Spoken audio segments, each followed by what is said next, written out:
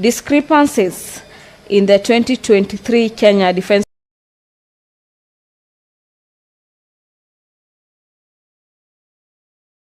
Forces recruitment exercise.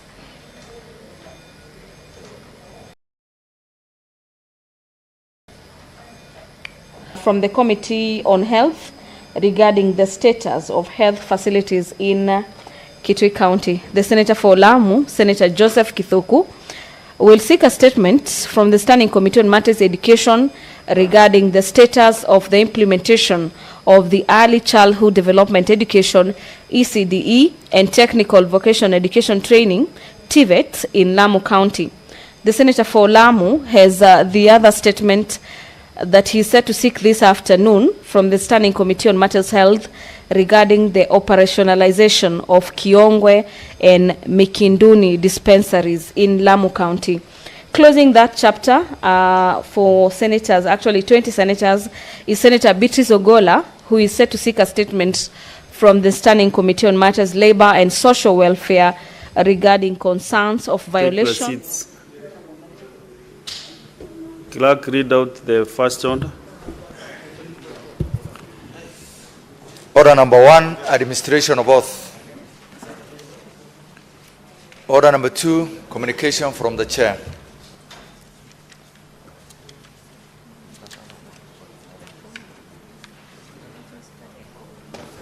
Next order. Order number 3, messages. Next order. Order number 4, petitions.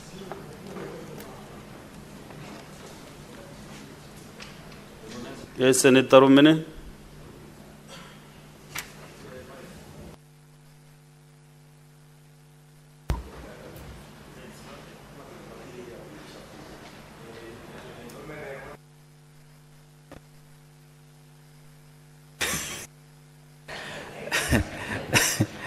Thank you, Mr. Speaker, sir.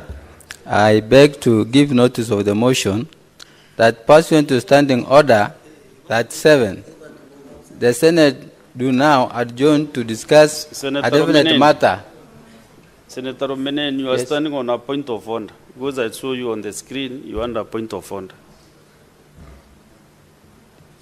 You are rising on a point of order now to say what you want to say. Accepted, sir. No. He is very much okay at this stage, but he should say yes. He is standing on a point of order to state what you want to say now. Oh, thank you. Yeah, proceed. Yeah, thank you, sir. Thank you, sir. Thank you, sir. I beg to give notice of the motion following that pursuant to Standing Order that 7, the Senate do now adjourn to discuss a definite matter of urgent national importance, namely the killing of Kenyan fishermen at Nape Mukat in Todonyang area. Mr. Speaker, sir, I rise on a point of order to give notice of a matter on a matter of gross national importance. Why are you interrupting for Turkana County?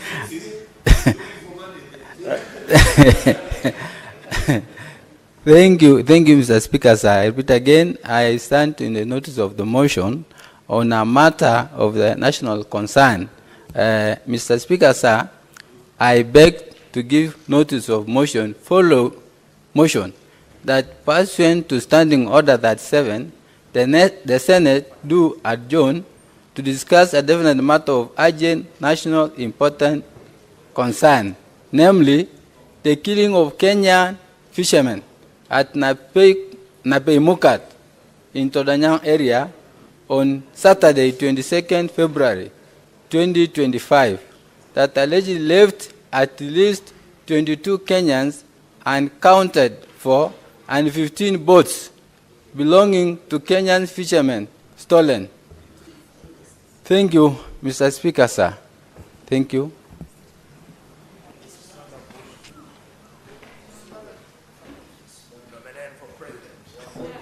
Yes, Senator Rumene, I've confirmed that indeed you have the requisite threshold and has been attained, and I direct that the Senate will adjourn at 5 p.m. to discuss the said motion. 5 p.m. prompt. Thank you, sir. you. Thank you, sir. Yeah. Next order.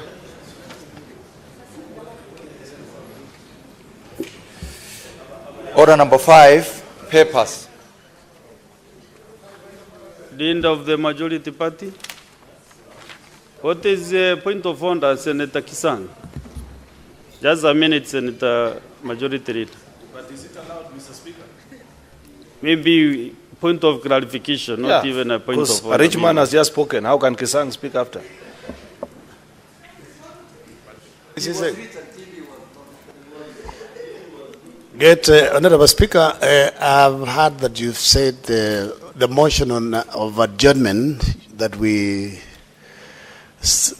you've slotted it for 5 p.m. I thought as a House we had agreed that today's at 5 p.m. we'll be at our colleagues, the late Senator Jeptumo, for a service. And senators are the ones who are going to lead the service. So I don't know what the arrangement that we have. Senator Kisang, this House will adjourn at 6:30 p.m. Whatever activities we have, we just do everything that is possible. But the House, according to me, will adjourn at 6:30 p.m. So, at 5 p.m., a decision will be made in one or the other. Yeah, so let us proceed. Next order. Oh, majority leader.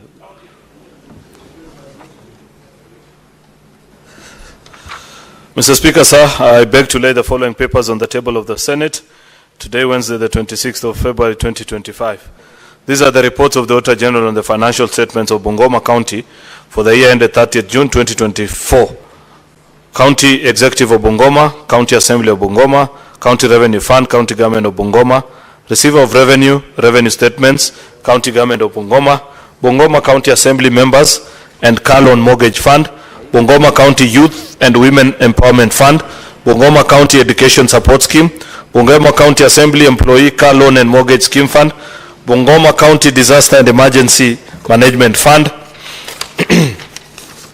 Bungoma County Trade Development Loans Fund, Bungoma County Climate Change Fund, Bungoma Municipality, Bungoma County Referral Hospital, Kimilili Municipality, Kimilili Sub-County Hospital, Cheptais Level 4 Hospital, Sirisia Level 4 Hospital, Webuye Level 4 Hospital, Bokoli Sub-County Hospital, Bokoli Sub-County Hospital, County Government of Bungoma for the year ended 30th June 2023, Bokoli Sub-County Hospital, County Government of Bungoma for the year ended 30th June 2024, Mount Elgon Sub-County Level 4 Hospital, Bumula Sub-County Level 4 Hospital, Chwele Sub-County Hospital, Naitiri Sub-County Hospital, County Government of Bungoma for the year ended 30th June 2022, Naitiri Sub-County Hospital, County Government of Bungoma for the year ended 30th June 2023, Naitiri Sub-County Hospital, County Government of Bungoma for the year ended 30th June 2024,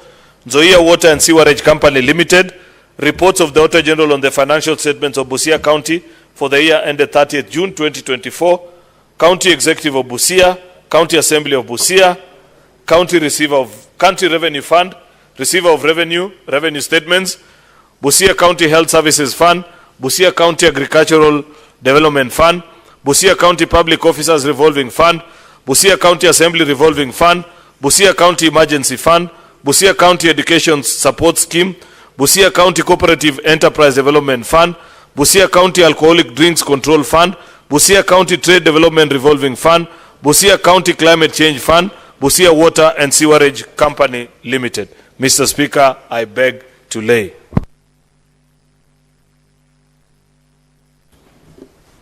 Honorable Boni Karwal.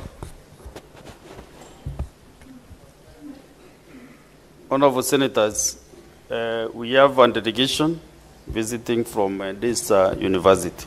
Honorable Senators, I would like to acknowledge the presence in the Speaker's Gallery and public galleries this afternoon, 80 students of Diplomacy and International Relations from this university. The students are led by Dr. Sylvia Murioki, a lecturer of Peace and International Relations, and the student leaders from the university. They are in the Senate for a one-day academic exposition. Honorable Senators, I request the lecturer and the student leaders seated in the Speaker's gallery to stand when called out so that you may be acknowledged in the Senate tradition. One, Dr. Sylvia Muriuki, lecturer and team leader. Mr. Ruiz Simiu, class representative. Ms. Consolanta Gishoro, class representative. Ms. Cristo Johali, class representative. Ms. Chantel Shizwende, class representative. Mr. Khalid Abdi, class representative. And last but not the least, Ms. Sharon Gekundi, also a class representative. Honorable Senators, in our usual tradition of receiving and welcoming visitors to Parliament, I extend a warm welcome to them, and on behalf of the Senate and on my own behalf, wish them a fruitful visit.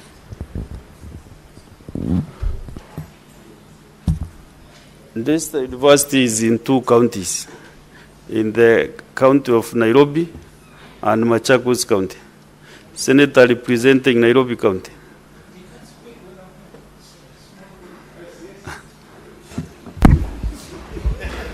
Thank you, Honorable Speaker. You're not wrong. Daystar has two campuses, one in Nairobi and another one in You should Machakos. choose your neighbors wisely. By all accounts, Honorable Chair, I didn't choose Halwale to sit here. He usually doesn't sit here. But there are some issues regarding the community that we were discussing. And we are done. Halwale should resume his seat now. Honorable Speaker, as you rightly put it, Daystar University has two campuses, one in Nairobi and another one in Athi River. The main one actually is in Athi River in Machakos County. But it is widely acknowledged that Machakos County is Nairobi's bedroom. That's what they call it. So it is in order that I welcome the delegation to Daystar, to the Senate from Daystar. I have a history with this campus, Honorable Speaker. At least the Nairobi campus has fantastic facilities. I remember when the first time I ran for Senate, Nairobi, Daystar University organized a debate for senatorial candidates, and it was the only debate for all the Senate seats. I don't remember anybody else having a Senate debate, because most of the debates were happening at the level of the governors going forward. And at that time, there was a young man called Alois Otieno, who was the president of the student body. And I continued to mentor that young man. I would want him also, Honorable Speaker, to come and be the senator of Nairobi at some point, because I have been very consistent that I will not be the senator of Nairobi forever. And I am sure our colleagues agree that we must also mentor the young generation to also come and join us here. So I want to take this opportunity to welcome you to this Senate. I hope that some of you look like my voters, because, Honorable Speaker, you can tell a voter in Nairobi from very far. And I don't mean to disrespect any other voter from anywhere else. So I want to say thank you, and I hope that every day I do you proud as your senator. I hope that you will have a good visit, enjoy yourselves, and if there's anyone in this Senate who you would want to shake their hand out there, you let me know. I will make sure that I put in a good word for you, including the Speaker himself, so that when we go out there we can shake hands and pass niceties to each other. I thank you, Honorable Speaker. Thank you, Senator Sifuna. I also want to notify them that they are the best university, this university.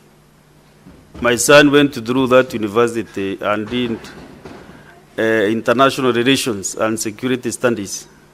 And I can see he is not in boundary of wherever he is. So I want to encourage the students also to take up their positions rightly. Senator Zachary.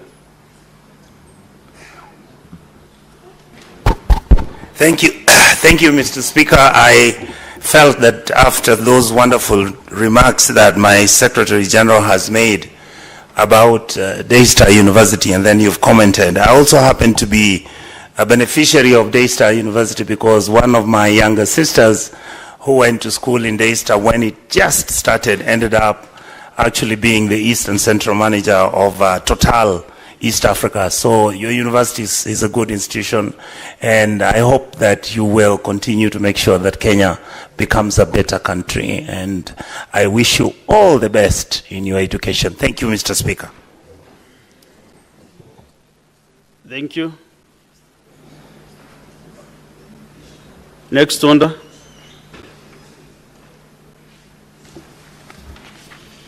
Order number 6, notices of motion. Senator Jones Mwaruma was to give a notice of the motion. Maybe has he delegated to you that duty, Senator Onyonka? You want to read it for him? To give the notice of motion? Okay.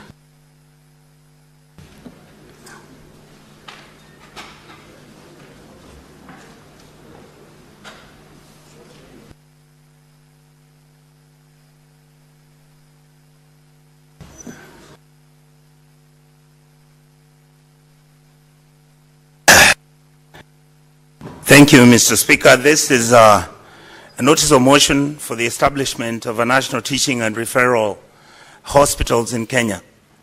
Mr. Speaker, they are aware that Article 43(1)(a) of the Constitution provides that every person has the right to the highest attainable standard of health, including reproductive health care. Noting that in Kenya we have 5 national teaching and referral hospitals, with Kenyatta University Research and Teaching Hospital in Kiambu County and Moi Teaching and Referral Hospital in Eldoret, Uasin Gishu County, being the only ones outside Nairobi County. And Mr. Speaker, concerned that the bed capacity, medical equipment, human capital of these national institutions,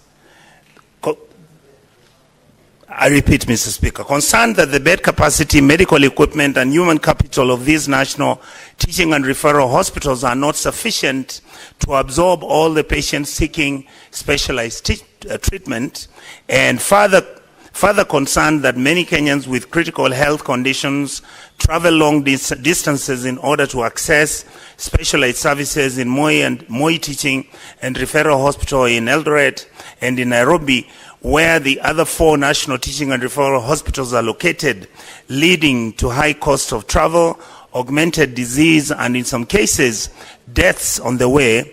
Now, we therefore seek the Senate, 1, the Ministry of Health to establish national teaching and referral hospitals in the coast, eastern, northeastern, Nyanza, and western regions. Number 2, fully make sure that these national teaching and referral hospitals are equipped with modern equipment and equipment services, medical supplies, and personnel. And third, Mr. Speaker, county governments to allocate more funds to their respective health dockets to adequately facilitate their county level 5 and level 6 hospitals in order to enhance provision of critical health services to reduce the demand for such services from the national teaching and referral hospitals. Thank you, Mr. Speaker. Thank you. Next order, clerk. Order number 7, questions and statements. We have 2 statements understanding under 52(1). Senator Andy Okech.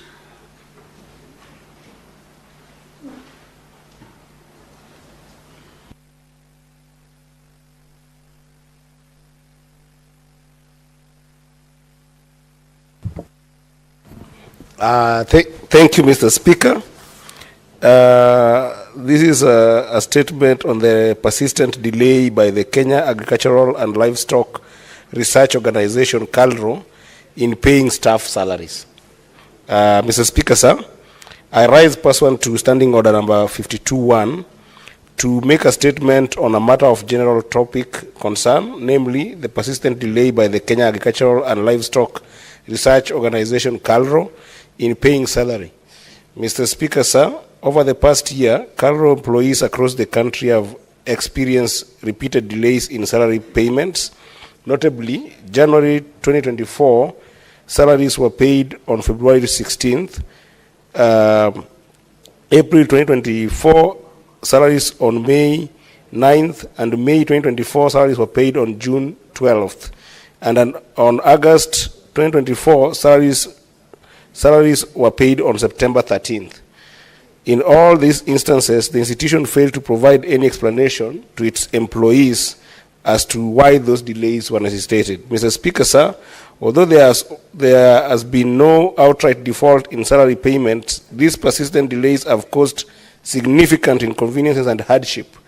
Employees with bank standing orders and other time-sensitive financial commitments have been particularly affected.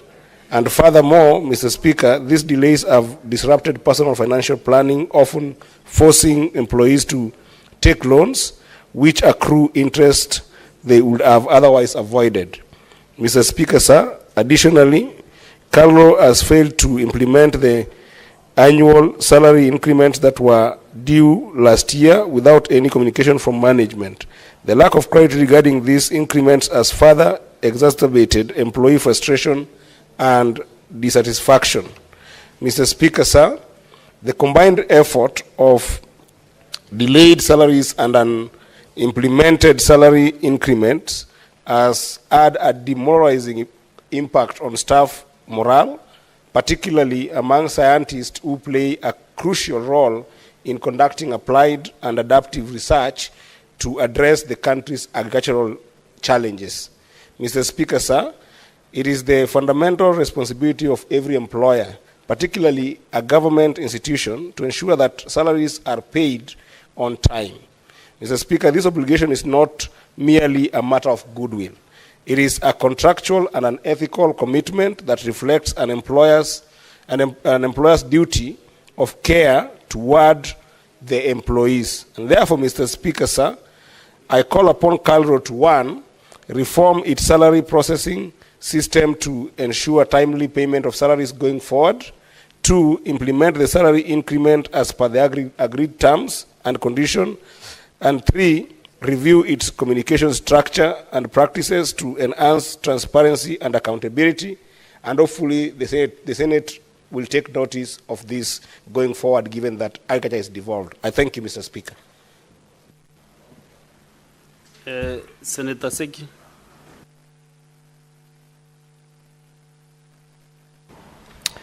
Thank you, Honorable Speaker. A statement on the recognition of the service of late Mr. Samuel Kaitoi. Honorable Speaker, I rise pursuant to Standing Order 52.1 to make a statement on a matter of national and international concern, namely the recognition of the service of the late Mr. Samuel Kaitoi, a young police constable who died on the line of duty while serving as part of the Kenyan-led and United Nations-backed multinational security support mission to Haiti. Mr. Speaker, sir, first and foremost, I wished to express my heartfelt sympathy and condolences to the family and friends of the late Mr. Kaitoi during this difficult time. Mr. Kaitoi was a committed and courageous officer who made a ultimate sacrifice to the service of both his country and Haiti, where he was working tirelessly to help restore peace. Mr. Speaker, sir, Mr. Kaitoi tragically lost his life on the Saturday, 23rd February 2025, after being shot during a security operation in response to a distress call from residents of Port Soudan area in Haiti, who had been suffering under the control of heavy armed gangs. His death is the first casualty of the multinational security support mission since its deployment in June 2024, and serves as a stunt reminder of the extreme dangerous and faced by those who served in peacekeeping missions around the world.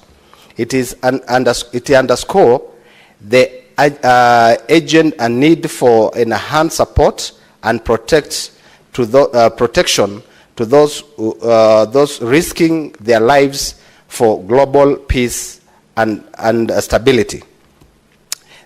These officers need to be adequately armed and equipped to carry out their missions safely and effectively.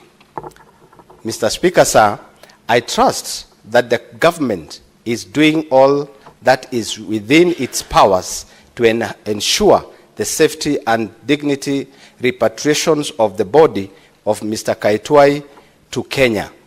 This must be done swiftly and without unnecessary bureaucratic delays.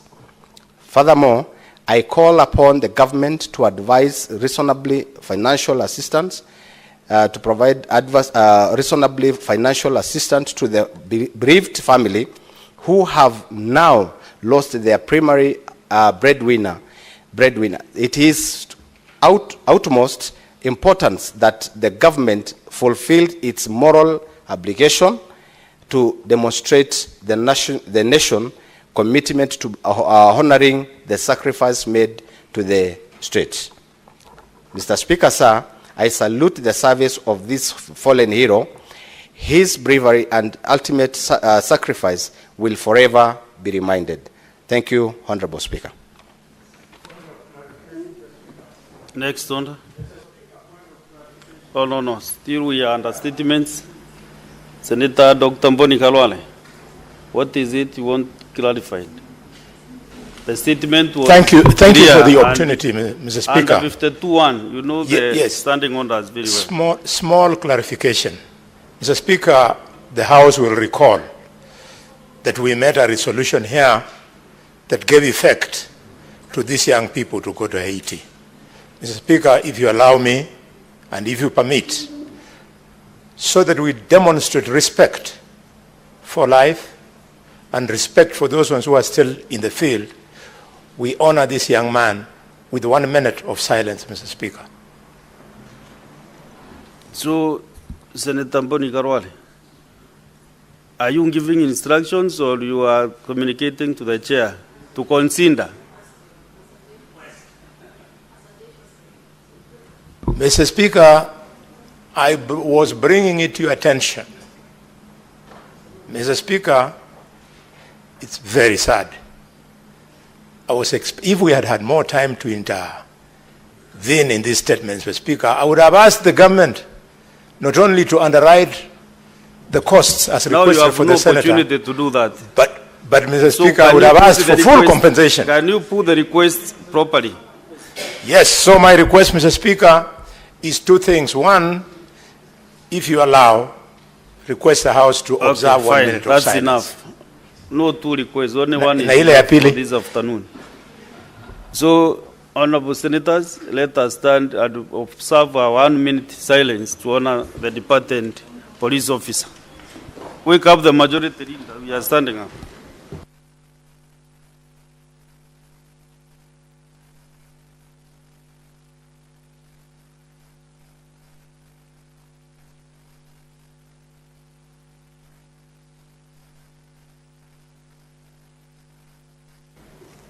May the soul of the departed police officer rest in eternity.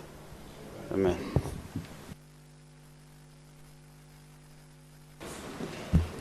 Okay, now we have a number of statements under 53.1. So whoever has a chance to read out his or her statement, to do it very quickly indeed.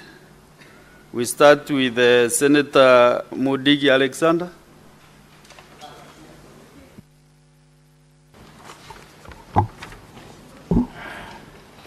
Request for statement on the administrative challenges in the Socio-Health Authority. Mr. Speaker, sir, I rise person to standing under 53.1 to check a statement from the Standing Committee on Health regarding the administrative challenges affecting the operation of the Socio-Health Authority, sir. Mr. Speaker, sir, on 12 November 2024, the acting chief executive officer for SAR was suspended for 19 days to allow investigations into his contract and performance. The prolonged vacancy in this critical leadership position has raised concerns among key stakeholders, including patients, staff, and the general public. In the statement, the committee should: 1. Explain the reasons for the delay in appointing the CEO of the SAR and provide a timeline for the expected appointment. 2. Provide details on the cause of the administrative challenges affecting the payment of outpatient claims. And 3. State the ministry plans to permanently address these challenges, including proposed solutions, implementation, timelines, and allocated funding. Senator Dr. Alexander Munyimundigi, Embu County. Next, Senator Esther Okenyuri, MP.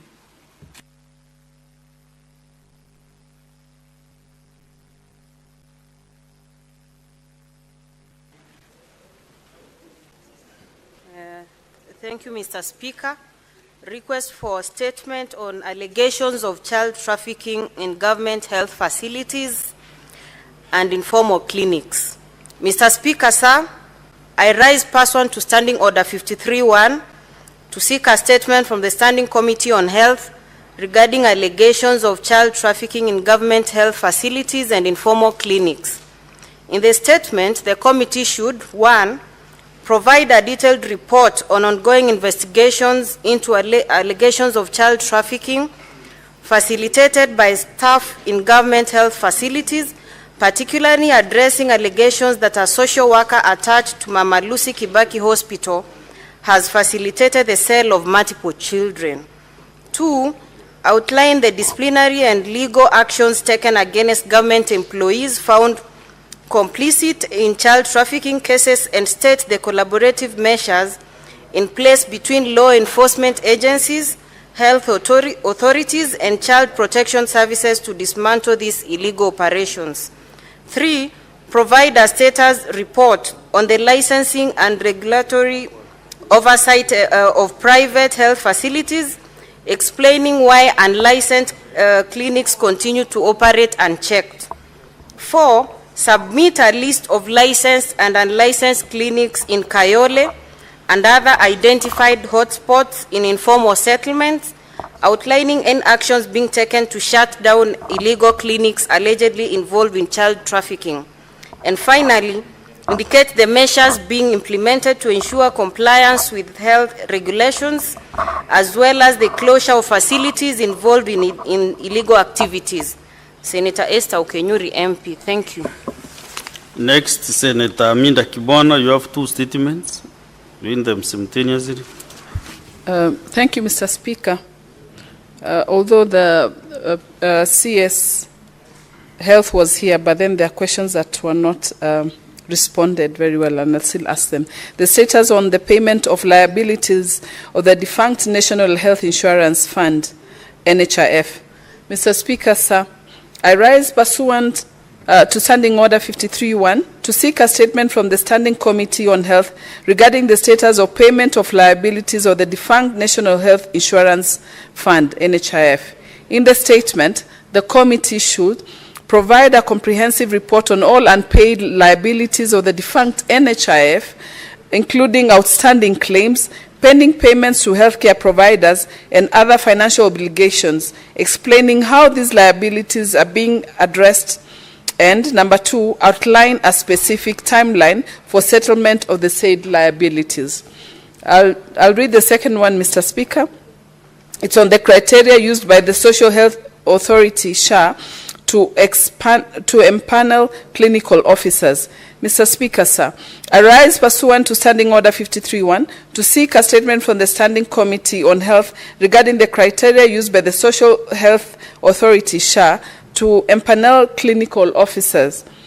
Mr. Speaker, sir, concerns have been raised that SHA only recognizes clinical officers affiliated with the Kenya Medical Practitioners, Pharmacists and Dentists Union, KMPDU, leaving out the rest, including those affiliated with the Kenya Union of Clinical Officers, KUCO, KUCO. This has far-reaching implications as it places an unfair financial burden on millions of Kenyans, especially in rural areas who have to pay cash to access healthcare services as trusted health facilities operated by the excluded clinic officers. In the statement, the committee should explain the criteria used by the SHA to empanel clinical officers and their respective facilities, addressing the concerns that only clinical officers affiliated with KMPDU as recognized. And number 2, outline any measures in place to ensure that all qualified clinical officers and their respective health facilities are empaneled to facilitate seamless access to healthcare services across the country by everyone registered with SHA. I thank you, Mr. Speaker. Next is Senator Samson Chalagay.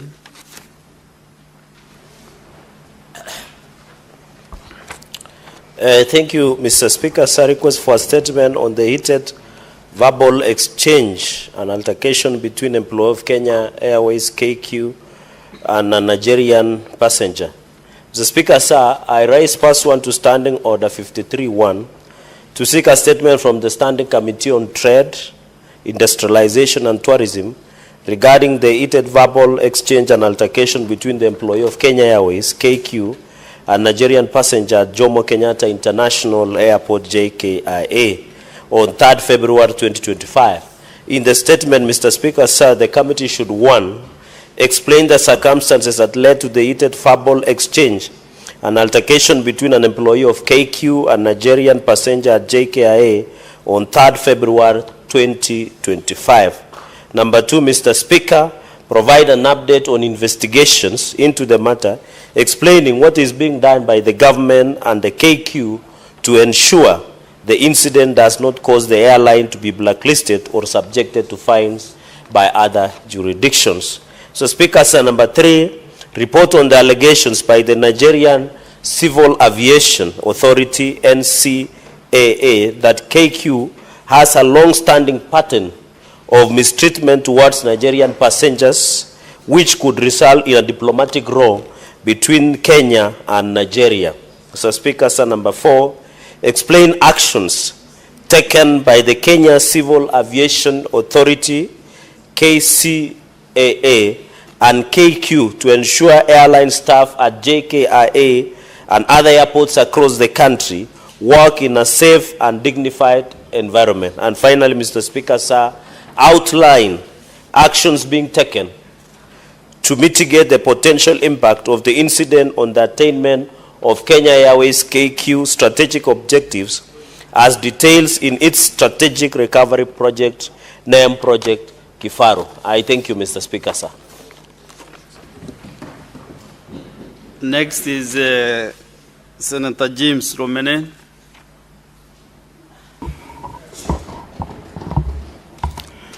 Thank you, Mr. Speaker, sir. I stand on a request for a statement on the construction and upgrade of vital roads in Turkana County. Mr. Speaker, sir, I rise pursuant to Standing Order 53.1 to seek a statement from the Standing Committee on Roads, Transportation and Housing regarding the construction and upgrade of Lomut Lokwamosing, bracket B18, and Ginyang Lokori Lokicher Road, bracket A10, roads in Turkana County. Mr. Speaker, sir, these roads are vital for opening of Turkana County to the rest of Kenya and play a key role in facilitating access to market, health care, education, and other vital services for the Turkana people. Despite their importance, these roads are still hard roads in many sections and are often rendered impassable by heavy rains. In the statement, the committee should, 1, explain delay in implementing the Ginyang-Lokori Lokicher A10 and Lomut-Lokwamosing B18 road construction projects, whose designs were completed in 2013 and 2016 respectively. 2, clarify whether the update of tender documents, design review and review of the environmental and social impact assessment and economic feasibility study reports for the project has been done, and if not, provide timeline within which this will be done. 3, provide a timeline for the commencement and completion of the projects, outlining measures put in place to ensure timely implementation. And 4, outline any steps the government is taking to address the potential adverse impacts of the projects as identified during the environmental and social impact assessment. You have 2 statements. Yes, sir. Proceed and read the other one. Okay. Thank you, Mr. Speaker. I request a statement on surging waters of Lake Turkana in Turkana County. Mr. Speaker, sir, I rise pursuant to Standing Order 53-1 to seek a statement from the Standing Committee on National Security, Defense, and Foreign Relations regarding the effort caused by surging waters of Lake Turkana in Turkana County. Mr. Speaker, sir, the alarming rise in water levels in Turkana County has submerged homes, roads, schools, and health facilities, displaced countless families, destroyed farmlands and grazing areas, and disrupted livelihood dependent on fishing and trade. Additionally, the increased presence of crocodiles has turned the lake into a danger zone with multiple fatal attacks reported. It is deeply concerned that despite the severity of crisis, no comprehensive assessment report has been presented by the relevant authority. The Kenya Meteorological Department has yet to provide an updated advisory on factors contributing to this unprecedented rise. Similarly, the National Disaster Management Authority has remained unresponsive, failing to deploy necessary emergency response measures, thus leaving residents vulnerable. In the statement, Mr. Speaker, the committee should, 1, provide a report on the causes of rising water levels in Lake Turkana and the proposed mitigation measures.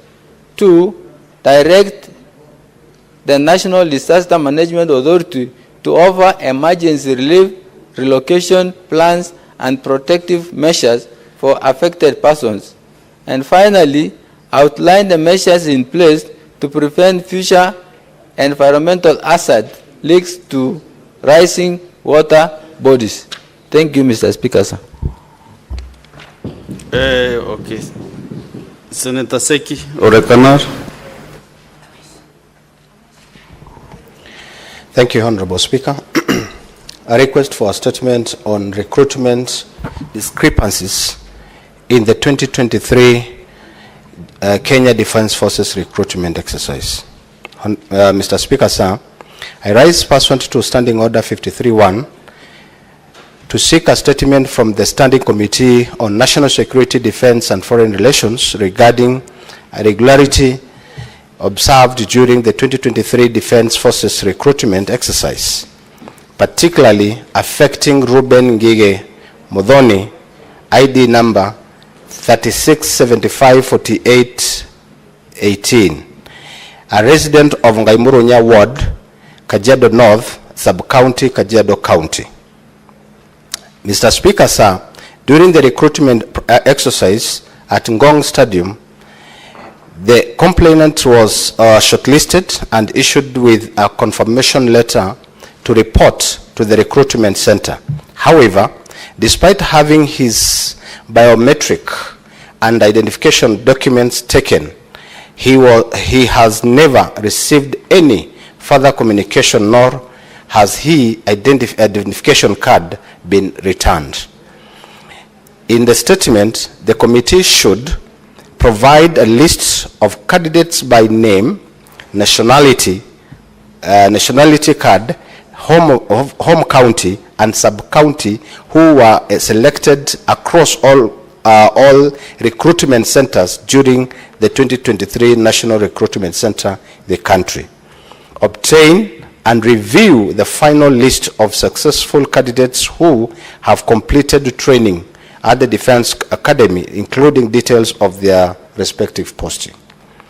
Cause an inquiry into circumstances under which the complainant was issued with a recruitment letter differing in content from that of his peers, particularly regarding the acknowledgement of ID and ID card retentions, and examine the protocol followed during the collections of identification documents and fingerprints, and determine whether the procedure was informally applied to all candidates. Thank you, Honorable Speaker. Thank you.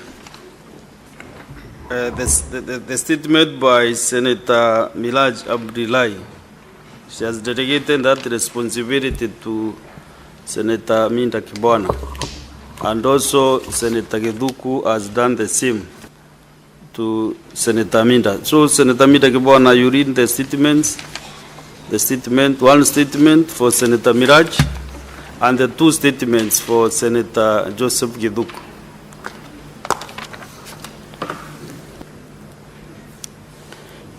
Thank you, Mr. Speaker. I'll start with the statement for Senator Miraj regarding the alleged theft of Kenya Revenue Authority, KRA revenue stamps.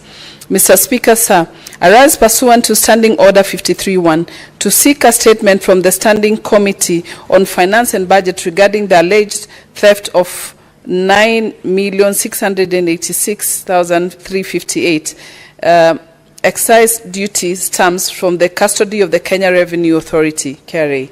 Mr. Speaker, sir, this alarming incident has put the spotlight on issues like consumer safety, public health risk, tax evasion, and market integrity, raising urgent concerns about the proliferation of counterfeit goods. It should be noted that counterfeit excise duty stamps allow illicit trade to flourish, affecting not only the economy but only the well-being of Kenyans. Mr. Speaker, sir, this House will appreciate that the alleged theft revenue stamps at KRA is not an isolated case. In September of 2024, hundreds of title deeds were stolen from the government printer by unknown persons. As we speak, no further information has been provided regarding the outcome of the investigations and the mitigation put in place to avoid recurrence, or whether investigations were carried out at all. Most unfortunate at all, no officer has taken responsibility for the haste. In the statement, the committee should investigate and report to the Senate the possible existence of tax evasion ring that may have infiltrated the Kenya Revenue Authority KRA systems, putting into jeopardy the government's tax collection measures. Number two, outline any measures by KRA to mitigate the infiltrations of its system that is prone to sabotage, resulting in flooding the Kenyan market with counterfeit dangerous goods that have adverse health risks to Kenya. And number three, furnish the statement with a report regarding the safety of goods sold in the market, any firewalls erected by the KRA against tax cheats, and most importantly, the actions that will be taken against the masterminds of the haste, as well as any strategies to guard against a repeat of a similar occurrence in future. Senator Miraj Abdallah, nominated senator. I'll proceed with two statements for Senator Githuku, Lamu senator. One is regarding the status of early childhood development education and technical and vocational education and training, TVET in Lamu. Mr. Speaker, sir, I rise pursuant to Standing Order 53.1 to seek a statement from the Standing Committee on Education regarding the status of implementation on early childhood development education, ECDE, and technical and vocational educational and training, TVET, in Lamu County. In the statement, the committee should provide an update of the total ECDE enrollment rates in Lamu County and estimated cost of providing adequate school infrastructure and learning materials for ECDE centers from year 2022-2023 to date. Outline number 2, outline the annual budgetary allocation of the education sector from financial year 2022-2023 to date, specifying the allocation and expenditure for ECDE programs, county vocational training centers, and the recently scrapped county bursaries and scholarships. Number 3, state measures taken by the county government of Lamu to ensure ECDE learning environments are adequately resourced with teaching and learning materials as well as necessary facilities to support a conducive learning atmosphere. Senator Joseph Kithuku, Senator for Lamu County. Number 2, it's regarding the operationalization of Kiongwe and Mikinduni dispensaries in Lamu County. Mr. Speaker, sir, I rise pursuant to Standing Order 53.1 to seek a statement from the Standing Committee of Health regarding the operationalization of Kiongwe and Mikinduni dispensaries in Lamu County. In the statement, the committee should, 1, provide details on the state Kiongwe and Mikinduni dispensaries in Lamu County, explaining why the dispensaries are still non-operational despite completion of construction works. Number 2, set when the dispensaries will be made operational, outlining measures put in place by the county government of Lamu to ensure that the dispensaries are adequately staffed with qualified medical personnel and provide with the necessary medical equipment and supplies. Number 3, explain what the county government is doing to ensure that residents of Kiongwe and Mikinduni areas have access to quality healthcare services as provided for all in Article 43(1)(a) of the Constitution, pending the operationalization of the dispensaries. Senator Joseph Kithuku, MP Senator for Lamu. I thank you, Mr. Speaker. Okay, good. Next is Senator for Taita Taveta County, Senator Jones Mwaruma.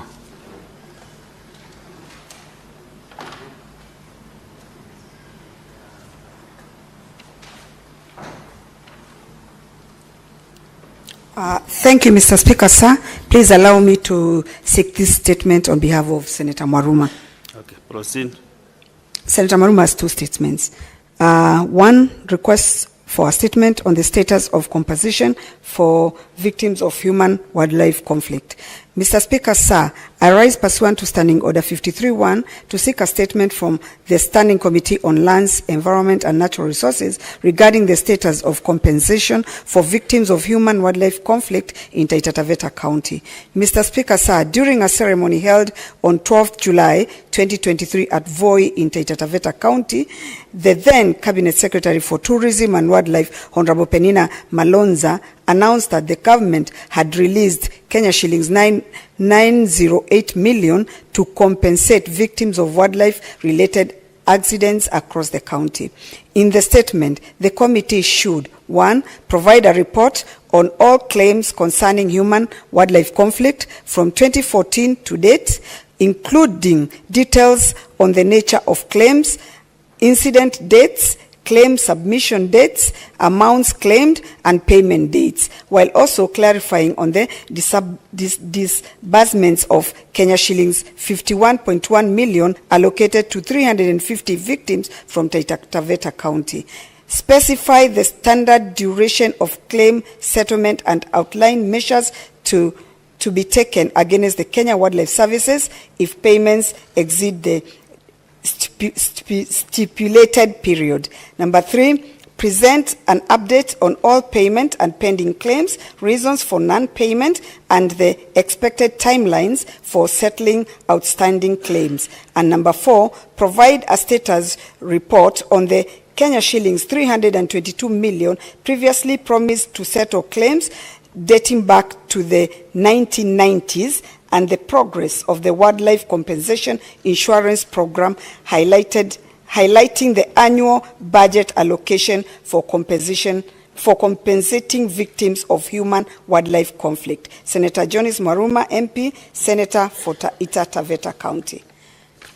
The second statement, Mr. Speaker, sir, is a request for statement on boundary alteration between Taita Taveta and Kajiado counties. Mr. Speaker, sir, I rise pursuant to Standing Order 53-1 to seek a statement from the Standing Committee on Devolution and Intergovernmental Relations concerning the alteration on 4th day of July 2020 of the boundary between Taita Taveta County and Kajiado County at Rombo Ranch in Taita Taveta County by the county governments of Taita Taveta and Kajiado County. In the statement, the committee should 1. Explain whether due process and the rule of law were followed in the alteration of the said boundary and provide details of any registered boundary dispute that informed the boundary alteration. Number 2, submit copies of the public participation exercise as envisioned in the Article 232(1)(d) of the Constitution, which informed the decision, including the names, national identity card numbers, dates, and venues where the exercise was conducted in the 2 counties of Taita Taveta and Kajiado. Number 3, confirm whether the boundary realignment and alteration are legally binding and outline the steps required to revert the original boundary demarcation if necessary. Number 4, disclose whether the changes were deposited at the Survey of Kenya offices, the Independent Electoral and Boundary Commission, and other related bodies. And number 5, recommend appropriate remedial steps in the boundary alteration is found to have been conducted unlawfully. Senator Jones Maruma, MP. Thank you, Mr. Speaker. Thank you. Next is Senator Richard Onyonka. You have 2 statements. Thank you. Thank you, Mr. Speaker. Mr. Speaker, I requested a statement on the delayed payments to facilitators of the 2024 Kenya Certificate of Secondary School Education, that is KCSE examinations in Kisii County and the Republic of Kenya. Mr. Speaker, sir, I rise pursuant to Standing Order 53-1 to seek a statement from the Standing Committee on Education regarding the delayed payments to supervisors, invigilators, and examiners of the 2024 Kenya Certificate of Secondary School Education examinations. Mr. Speaker, in the statement, the committee should, 1, provide reasons for the delay by the Kenya National Examination Council, NEC, to pay these supervisors, invigilators, and examiners who are engaged in the administering and marking of the 2024 KCSE examination, and particularly specifying the actions being taken to resolve this issue. Number 2, Mr. Speaker, the committee should indicate when the said facilitators will receive their outstanding dues and all other non-paid dues. Number 3, the committee should outline measures in place by the Ministry of Education and the Kenya National Examination Council to prevent occurrence of similar delays in the near future. Thank you, Mr. Speaker.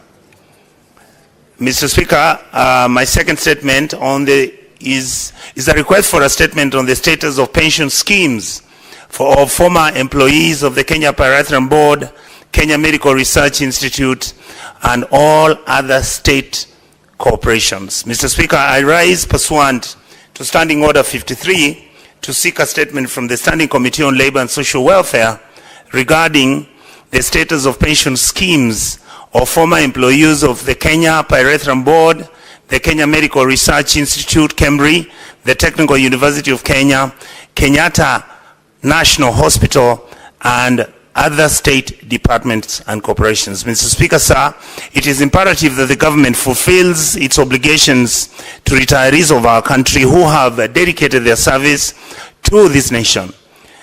Mr. Speaker, delayed pensions payments and the mismanagement of these retirees' funds has significantly affected their well-being, and many of them, as you may note, Mr. Speaker, are most probably unwell because they are aged and old.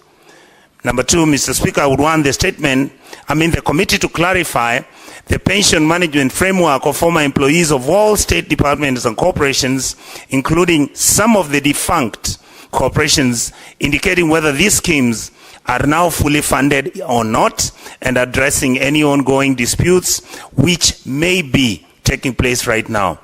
And last, Mr. Speaker, on this same matter, I would want the committee to have a remitted pension contribution schedules of these delayed payments of our workers. Number three, I would want the committee to outline any measures the government is taking to ensure that all eligible former employees of our government and state corporations are actually receiving their pensions and benefits without any further delays. Lastly, Mr. Speaker, I would want the committee to provide details of any legislative or policy reforms aimed at addressing inefficiencies and gaps in the pension system for employees in our state by the KK government. Thank you, Mr. Speaker, for giving me the opportunity. Next is Senator Professor Tom Ojenda. You have also two statements. Thank you, Mr. Speaker. I have two statements. The first is on fairness, non-discrimination, and due procedure in employment practices at China Square, Kisumu County. Mr. Speaker, I rise pursuant to Standing Order 53-1 to seek a statement from the Standing Committee on Labor and Social Welfare regarding concerns over alleged unfair labor practices, ethnic profiling, and violation of labor laws at China Square, Kisumu County.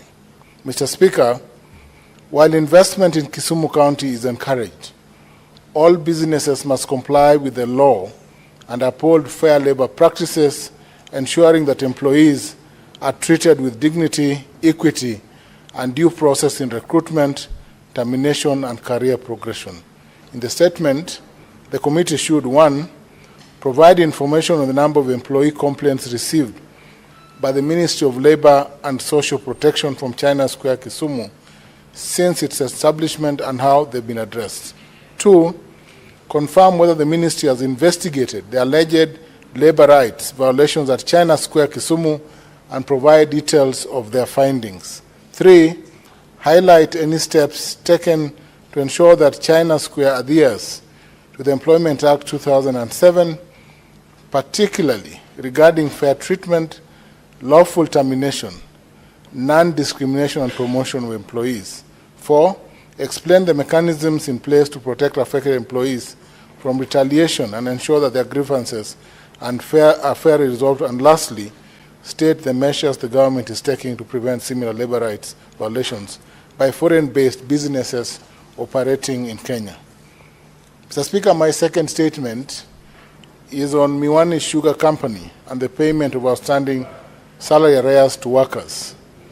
Mr. Speaker, I rise pursuant to Standing Order 53 to seek a statement from the Standing Committee on Agriculture, Livestock and Fisheries regarding the stalled revival of Miwani Sugar Company and the long-standing issue of workers' unpaid salary arrears. Mr. Speaker, Miwani Sugar Company, one of Kenya's earliest sugar mills established in 1922, was placed under receivership in February 2001. This led to the retrenchment of 50 workers. What was initially intended as a temporary 90-day leave has now extended to over 26 years, leaving former employees in financial stress and leaving farmers struggling due to collapse of the sugar supply chain.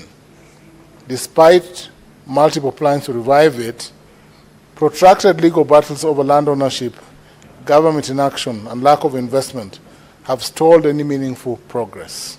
In the statement, the committee should, 1, state the total salary arrears owed to former employees of Miwani Sugar Company and indicate a timeline for the payment of the said arrears. 2, assess the socio-economic impact of the prolonged salary delays on the affected workers, their families, and the Miwani community, and outline specific remedial measures being implemented to mitigate these effects. 3, provide an update on the status of legal disputes over land belonging to Miwani Sugar Company and explain any steps the government is taking to resolve these cases to facilitate revival efforts. 4, disclose whether the government has engaged any strategic investor or partners to support the revival of Miwani Sugar and outline the proposed timelines for implementation. And lastly, detailed policy reforms considered in the short, medium, and long term to prevent future mismanagement and ensure the sustainability of the sugar sector in Kenya. Thank you, Mr. Speaker. Thank you. There are 2 statements by Senator Wambua Enoch.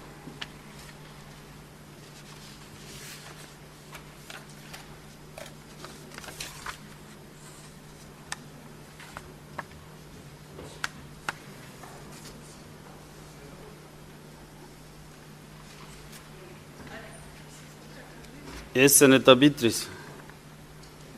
You know I'm posing for you to make some decision, because I can see, you know, the consequences of dropping any business here.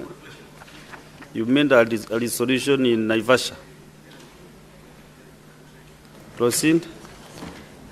Thank you, Honorable Speaker, and for allowing me to read this, the request for statement by Senator Enoch Wambua. This is, Honorable Speaker, this is a request for a statement on the status of pending bills in Kitui County. Mr. Speaker, sir, I rise pursuant to Standing Order 53-1 to seek a statement from the Standing Committee on Finance and Budget regarding the status of pending bills in Kitui County. In the statement, the committee should, 1, provide a report on the total value of pending bills currently owed by the county government of Kitui, specifying the amount inherited from the previous administration. 2, outline the mechanisms in place to verify the authenticity of these bills to prevent fraudulent or inflated invoices. And lastly, Mr. Speaker, sir, provide timelines for the prompt payment of verified bills and explain how the county government plans to prevent the accumulation of pending bills in the future. Senator Enoch Wambua, CBS, MP, Senator for Kitui County. Honorable Speaker, there is a second statement by Senator Wambua. This is a request for statement on the status of health facilities in Kitui County. Mr. Speaker, sir, I rise pursuant to Standing Order 53-1 to seek a statement from the Standing Committee on Health regarding the status of health facilities in Kitui County. In the statement, the committee should, 1, provide the total number of health facilities in the county, categorized by classification, and indicate which are operational and which are non-operational. 2, explain the reasons for the frequent shortage of essential drugs and the inefficiencies in their distribution across county public health facilities. 3, list the number of staff working under the county health department with year-by-year data from 2013 to date. 4, outline the annual county budget allocation for the health department from 2013 to date. And lastly, Mr. Speaker, sir, disclose the total amount of revenue generated from health facilities as part of the county's own source revenue from 2013 to date. Senator Enoch Wambua, MP, Senator for Kitui County. Thank you, Mr. Speaker, sir. There is also a statement by Senator Beatrice Ogora.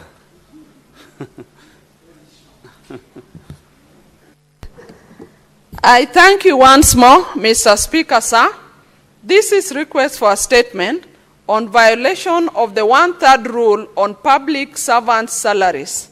Mr. Speaker, sir, I rise pursuant to Standing Order 53-1 to seek a statement from the Standing Committee on Labor and Social Welfare regarding concerns over tax regimes that have led to a growing trend where public servants are receiving salaries that violate the provisions of the Human Resource Policies and Procedure Manual on the 1/3 Basic Rule. Mr. Speaker, sir, there is growing pressure on public servants due to the mismatch between salary deductions and the legal framework where public servants are receiving salaries that violate the constitutional 1/3 basic salary rule, which is exacerbated by recent tax changes. These tax changes, which include new mandatory contributions, have had a significant impact on the salaries of public employees. Mr. Speaker, sir, over the last 2 years, workers have seen deductions of 1.5% of their gross salary for affordable housing, along with an additional 2.75% deducted for the Social Health Insurance Fund. These deductions, Mr. Speaker, sir, while intended for social welfare programs, have pushed many civil servants below the 1/3 threshold of their basic salary, which is required by Section 3.1.13.3 of the Human Resource Policies and the Procedure Manual of 2016. According to this policy, Mr. Speaker, sir, no employee should commit more than 2/3 of their basic salary. However, the additional taxes and contributions are forcing workers to take home less than they should, leading to a real danger of throwing more people into the poverty net called the working poor, perhaps calling for the need to review existing policies to align them with the new tax realities.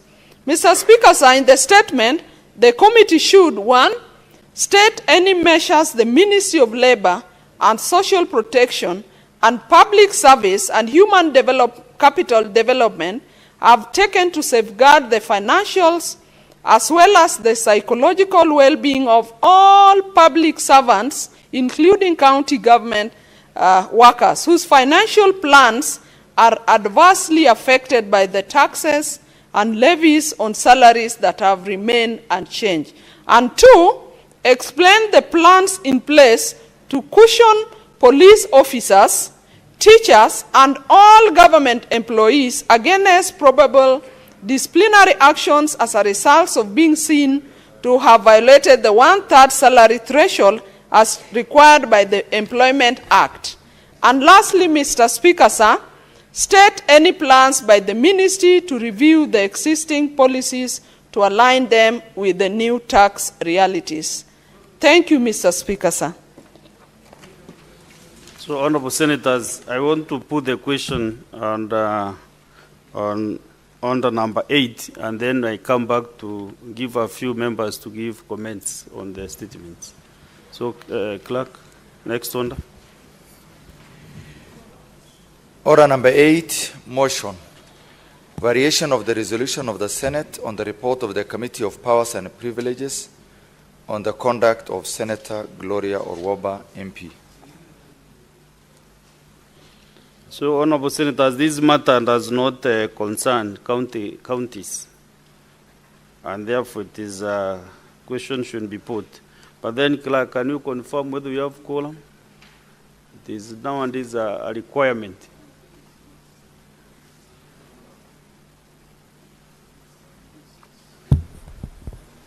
Okay. Now that you have quorum, honorable senators, I put the question that aware that on 20th September 2023, the Senate adopted the report of the Committee of Powers and Privileges on the conduct of Senator Gloria Orwoba, MP, and resolved to suspend the Senator from the presence of Parliament for the remainder of the second session of the 13th Parliament, which period amounted to 79 calendar days. Cognizant that Senator Orwoba subsequently sought judicial intervention, obtaining a court order and stayed the implementation of the Senate's solution until the matter was determined, and the High Court, in its judgment delivered on 15 January 2025, dismissed the petition, thereby reinstating the suspension.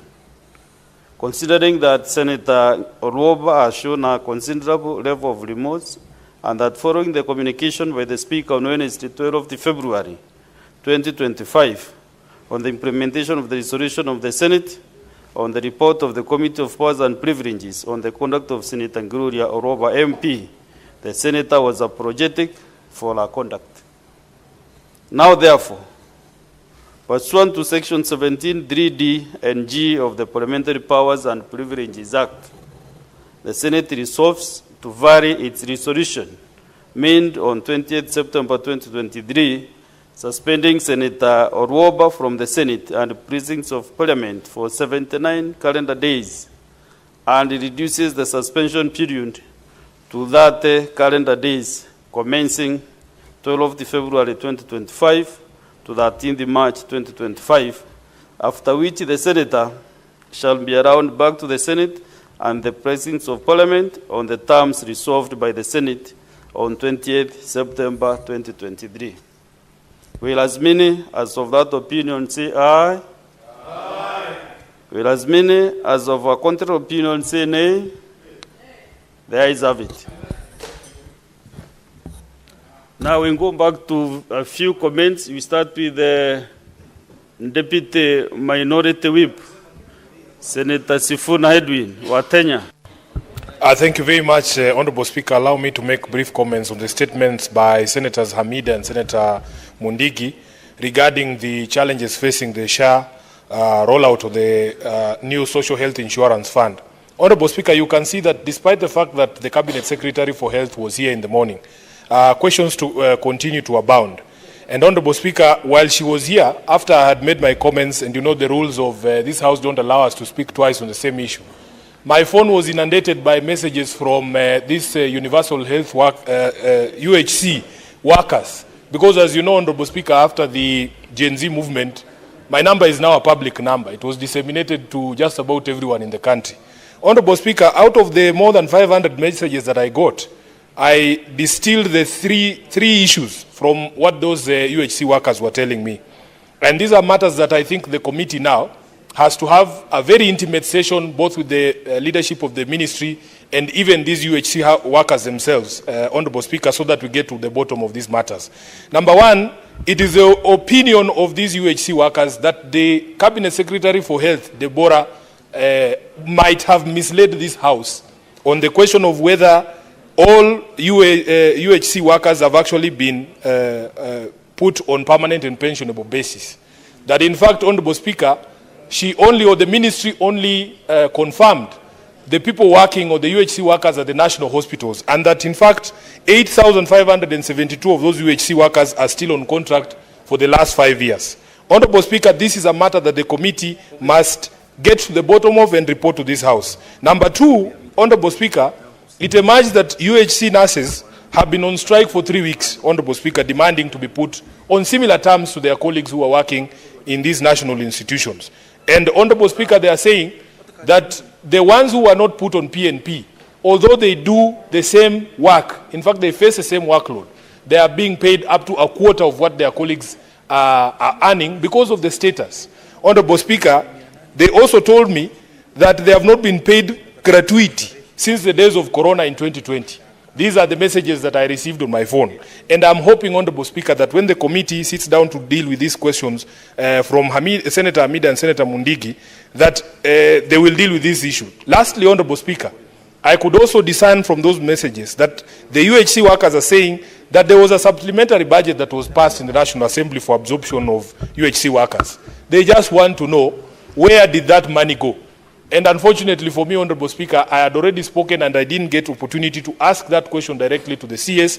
But now that this matter has come up again and it is being committed to the Committee of Health, I would want to encourage the Committee of Health led by Senator Mandako.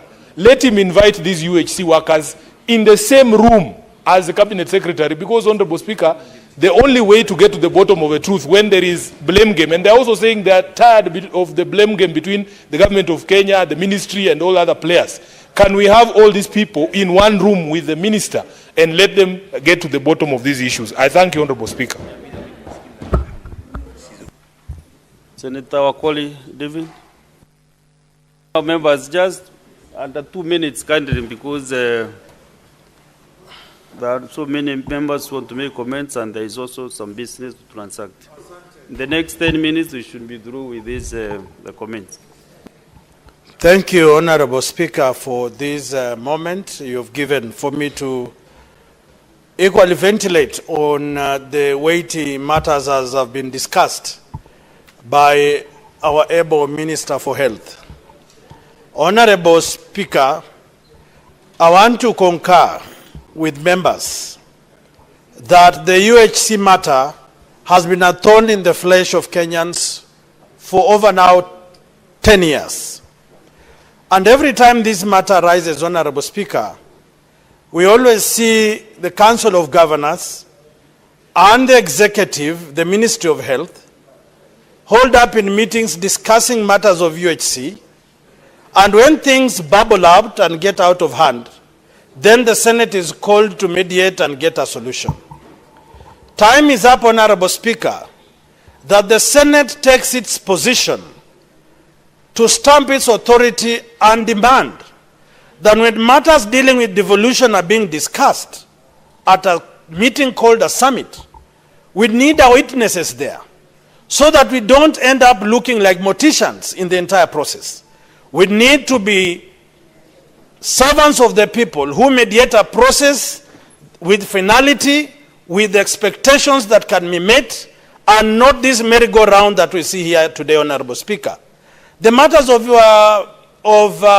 health volunteers or CHPs, Honorable Speaker, is a matter that is clearly known. And we cannot keep silent when these things are out of order. And I want to assure honorable members that as a member of the Committee of Health, we will not leave any stone unturned, but to ensure that we give the necessary support to the ministry and ensure that the part of the bargain by the county governments. Because, Honorable Speaker, when you look at the entire debate, it is the minister and the permanent secretaries who are firefighting on this matter. But health is devolved. The county governments are silent. They are not stepping up to be counted, and we shall equally put them to task to ensure that it's not only the national government that is asked questions and answers, but the county governments must equally stand up to be counted. Thank you, Honorable Speaker. What is it, majority, Linda?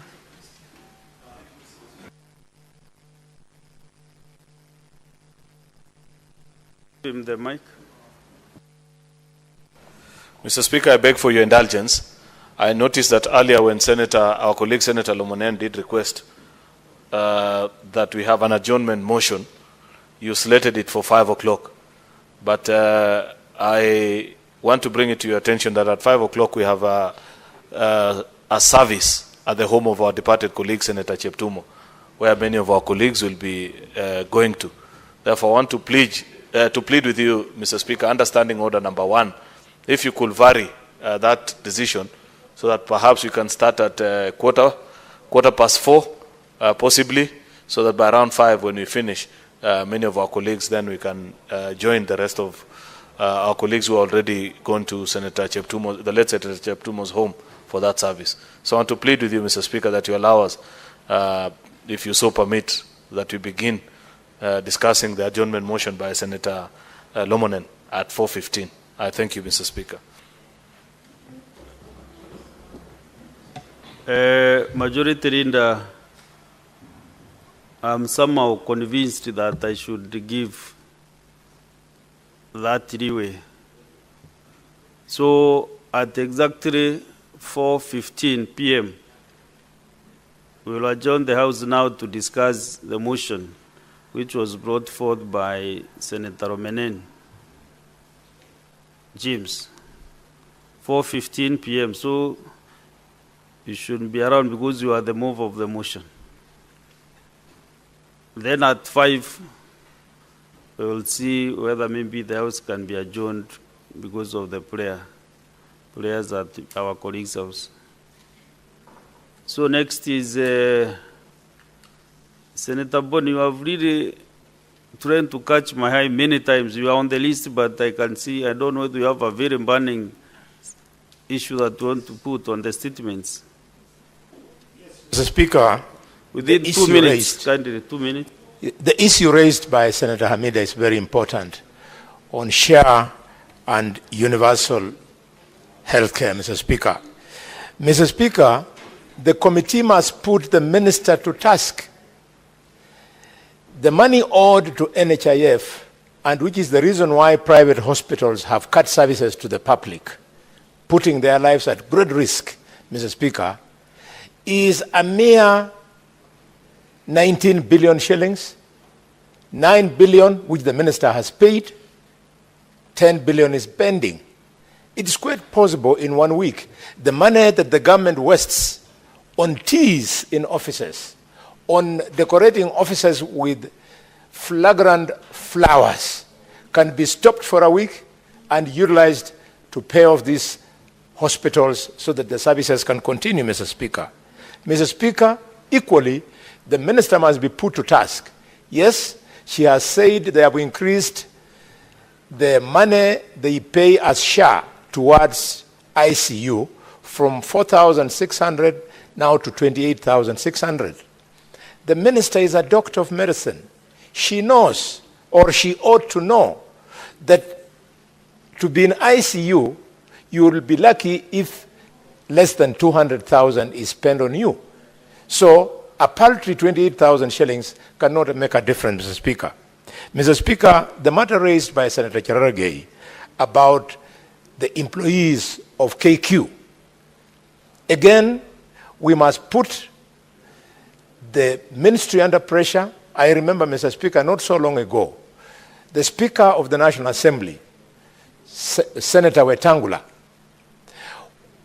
was held for 45 minutes at the airport because they were insisting that he must produce his ID so that he could be identified whether he was indeed the Wetangula he was claiming to be.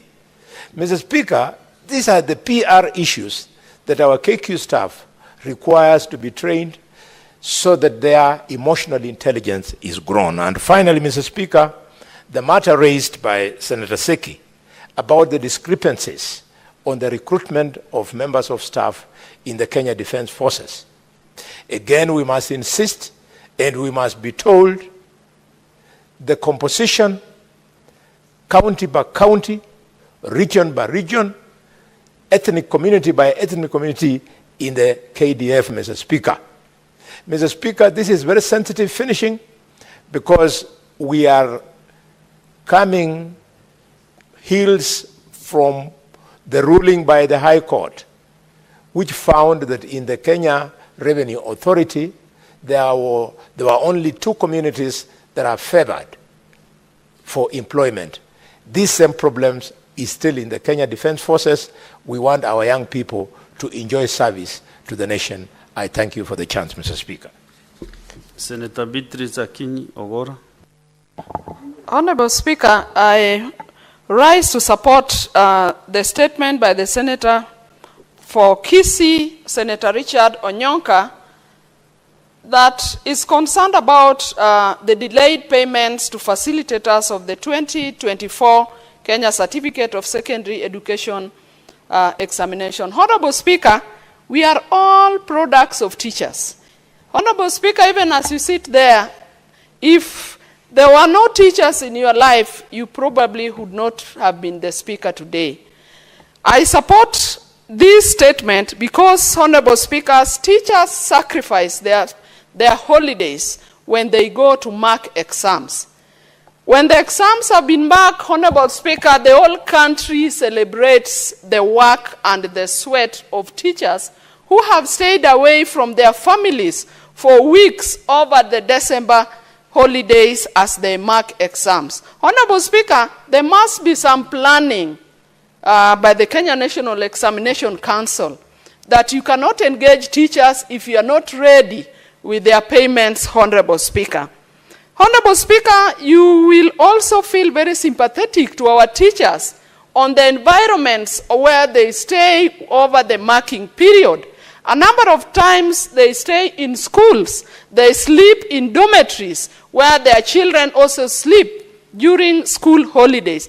They eat the same food that children eat, and we have often seen even in public, in the newspapers about the cries of these teachers because of the environments that they sacrificed to be in over the holidays so that Kenyans would be able to celebrate the results. Honorable Speaker, I happen to have been the wife of a teacher also.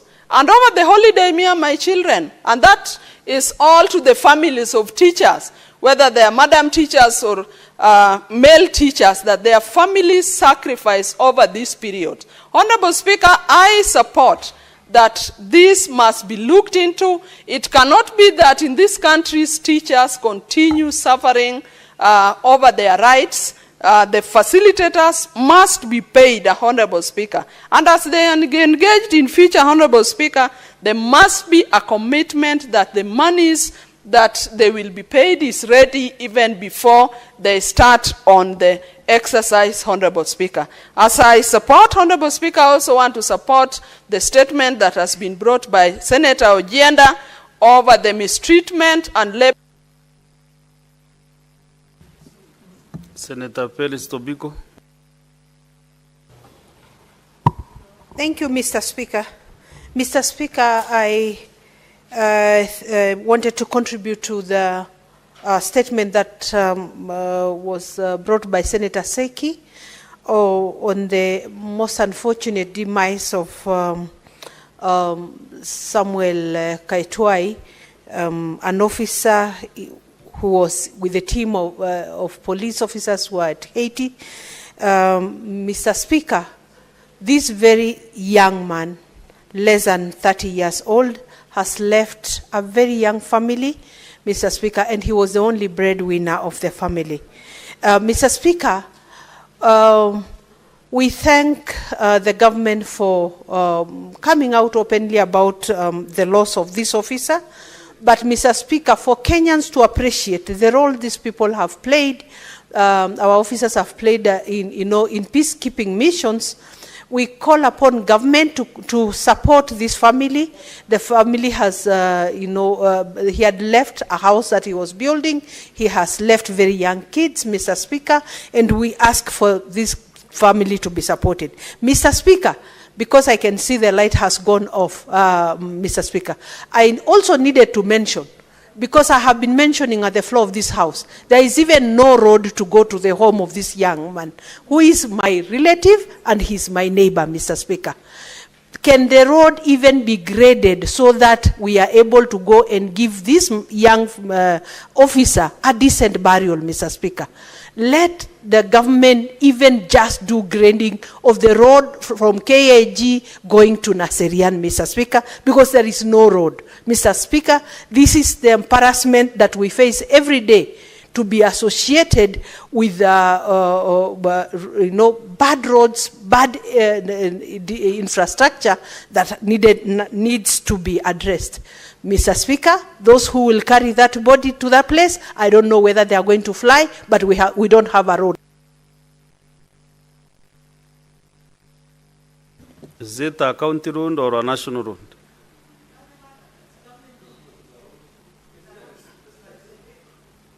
Yeah, so next is Senator Mwinyi Faki. Asante Mheshimiwa Spika kwa kunipa fursa kuchangia taarifa ya kuhusiana na kucheleweshwa kwa mishahara kwa shirika la Carlo ambayo imeletwa bungeni na Senator Eddie Okech, Senator wa Migori. Mheshimiwa Spika, ni aibu kwamba shirika la serikali kama Carlo linashindwa kulipa mishahara yake kwa wafanyaji kazi kwa wakati kama inavyolazimisha sheria. Mheshimiwa Spika, tumeona kwamba katika maombi ya taarifa hayo ni kuwa mishahara imeweza kuchelewa kuanzia mwaka jana Januari. Na mheshimiwa, sio shirika hili pekee yake ambalo linachelewesha mishahara. Kuna shirika la Posta, Mheshimiwa Spika, Postal Corporation of Kenya, ambao limekuwa linachelewesha mishahara, Mheshimiwa Spika.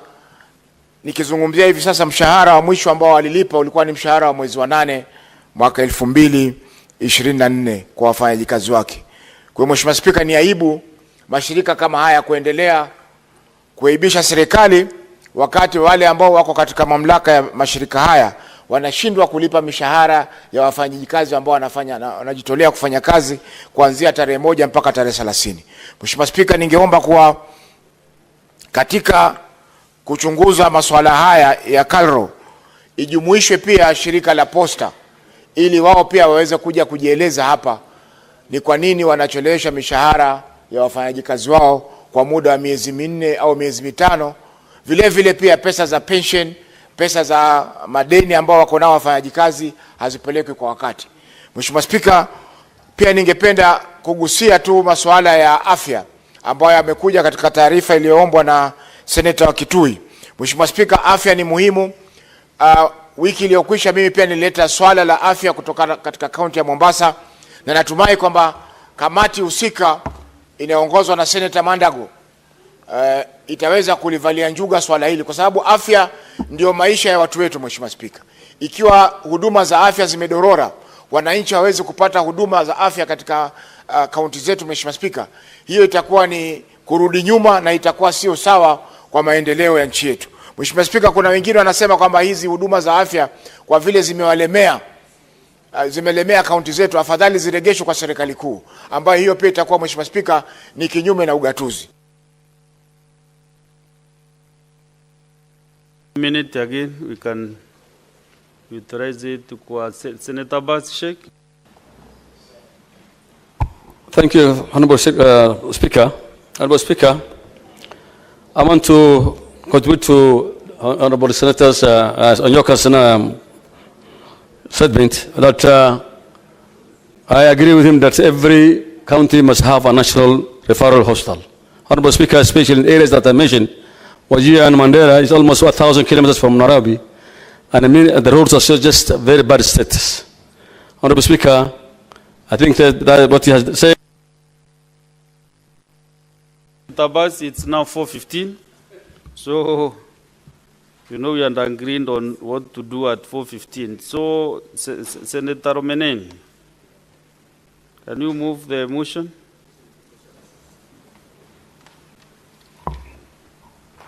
Mr. Speaker, I beg to give notice of the following motion, that pursuant to Standing Order 37, the Senate now adjourned to discuss a definite matter. I requested you to move the motion.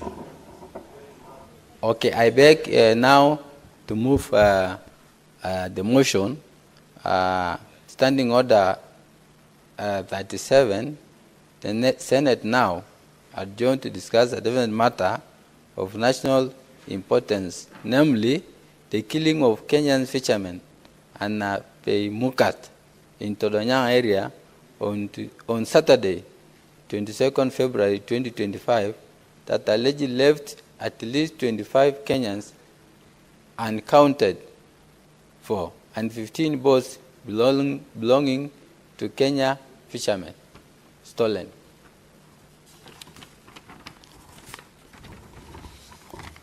Mr. Speaker, sir, I really rise before this House with great urgency and deep sorrow to address tragic massacre of 22 people, fishermen from Turkana County, have lost their life in a place called Napeimukat along the Kenya-Ethiopia border.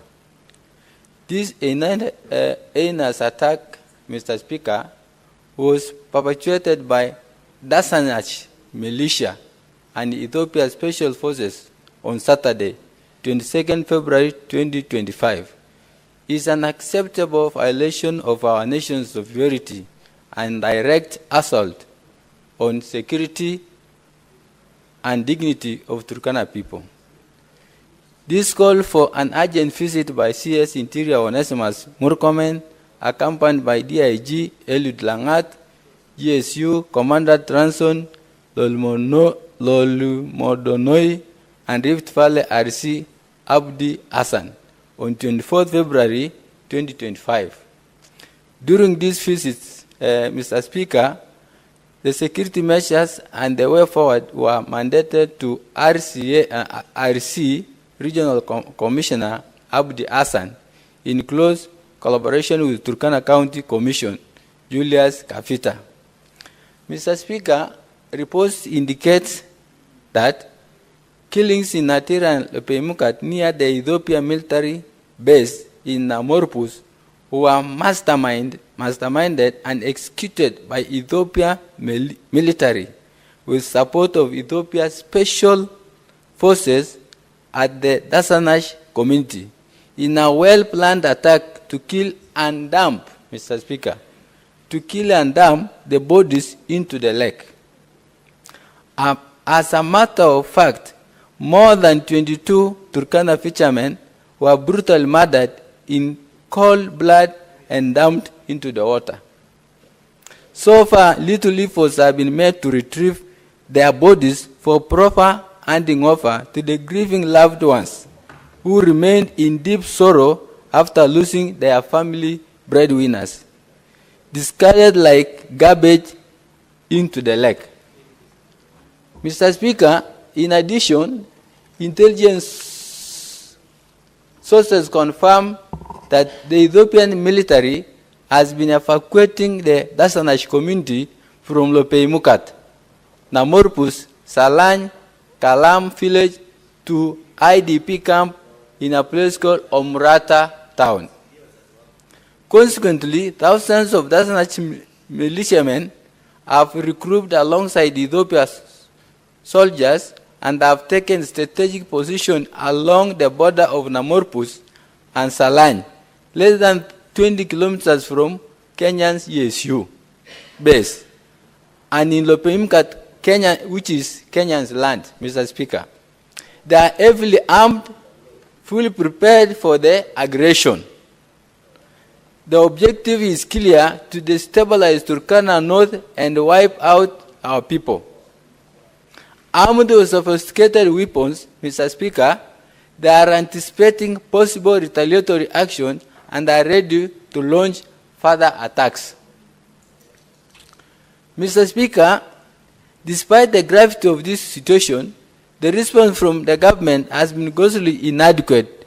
During the recent visit of CS Murkomen to Todonyang and subsequent talks between Kenya security and Ethiopia, local administration and its military, the Ethiopian special forces have only agreed to return stolen boats, motorbike, and 2 guns of NPR, while refusing to discuss the retrieval of bodies, our slain countrymen. The deliberate disappearance of bodies is a calculated strategy to erase evidence, tactic previously unseen in cross-border attacks. Honorable Speaker, credible intelligence suggests that another attack on Todonyang could happen within 5 days or even sooner. The Ethiopian military and Dasanash militia are fully prepared for war, and other actions demonstrate a total disregard for peace and diplomacy between the two countries, Kenya and Ethiopia. To secure, Mr. Speaker, the country border and protect innocent civilians, I call upon this Senate and national government, Minister of Interior, to take the following urgent measures. First, deployment of security forces. Immediate deployment of Kenya Defense Force and additional security personnel to strategic locations along the volatile Turkana-Ethiopia border. 2, rapid response and rescue operations. Formation of specialized security and rescue team to retrieve the bodies of victims dumped in Lake Turkana and to provide urgent medical attention to survivors. 3, Mr. Speaker, sir, strengthening National Police Service, NPR, enhancing community security by increasing and equipping NPR personnel. 4, Mr. Speaker, sir, advanced surveillance measures, deployment of drones and other modern surveillance equipment to monitor enemy movements and deter further attacks. 5, Mr. Speaker, sir, improving network connectivity, established a robust Safaricom communication mast and system to enable a real-time security response.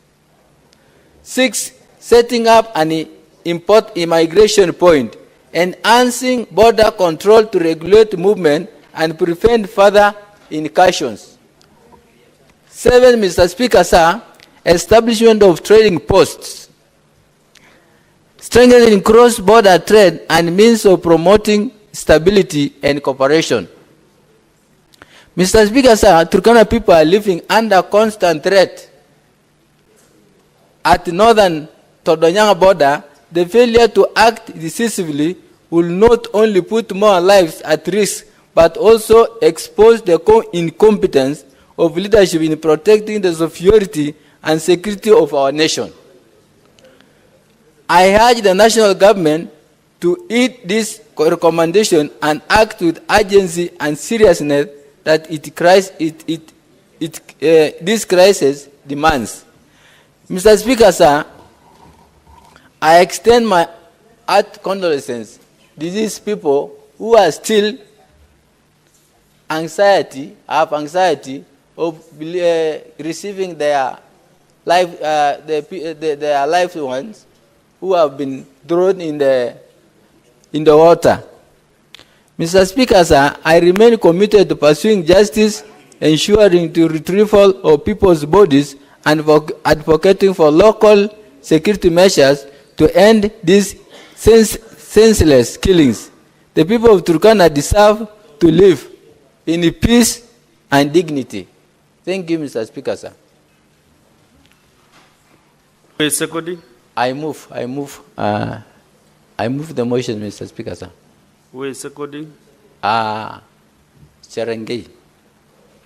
Senator Chalagay, 5 minutes.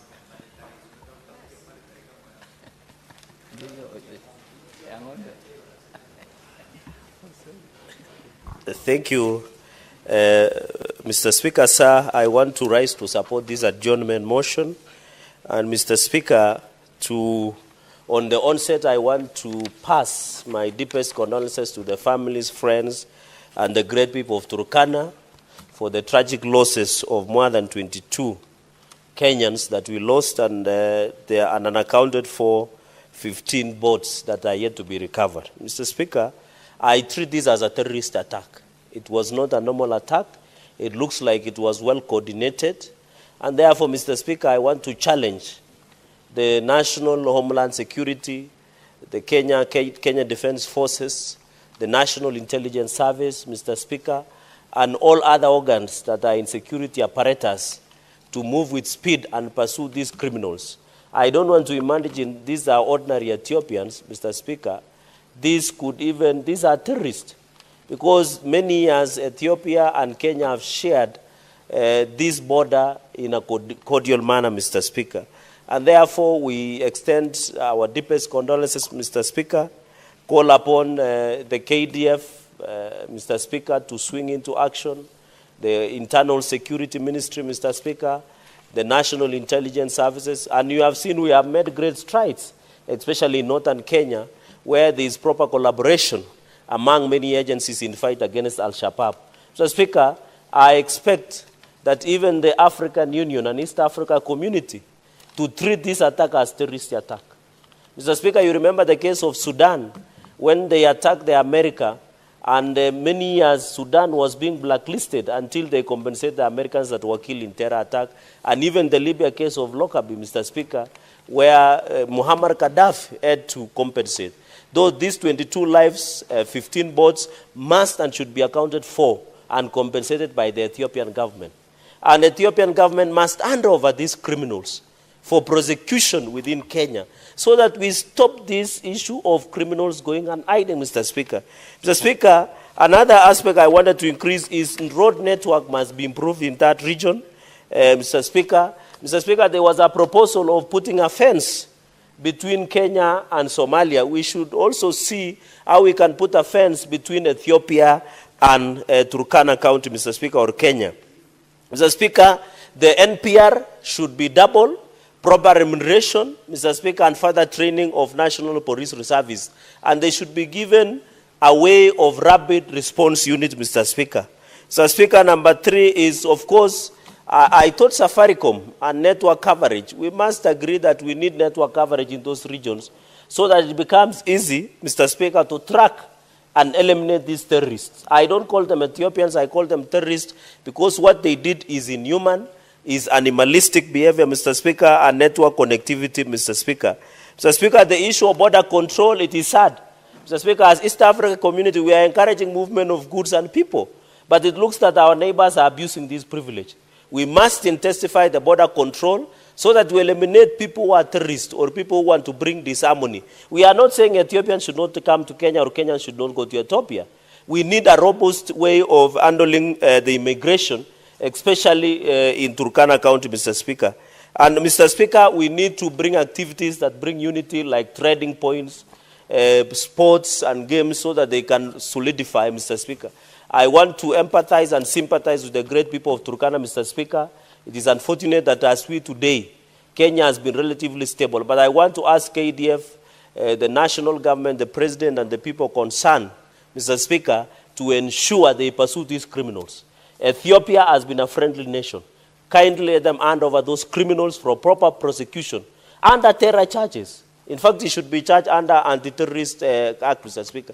Mr. Speaker, in conclusion, I saw the CS of Interior saying it was a small challenge. I don't think it was not a small challenge. The CS of Interior, Murkomen, should at least in future have empathy. He said in Tiati this was a small challenge, and yet 22 people had died. So even as government officials, we must be empathetic, we must show remorse. You cannot call, if you are calling 22 lives small challenge, what does it mean to the ordinary Kenyans who lost 1 or 2 Kenyans? Mr. Speaker, with those many remarks, I beg to second this motion.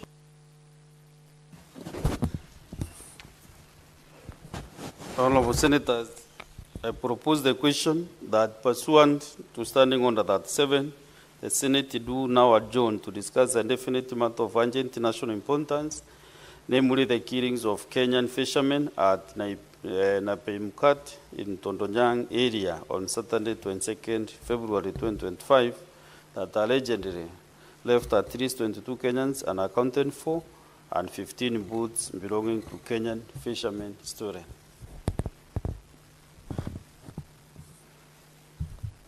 Majority Rin.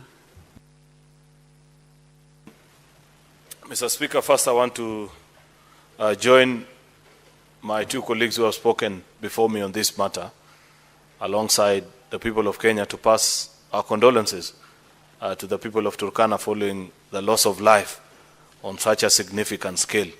22 lives, Mr. Speaker, and yet others that we are yet to know if they are alive or they have since been killed, Mr. Speaker, is not a matter to be taken lightly.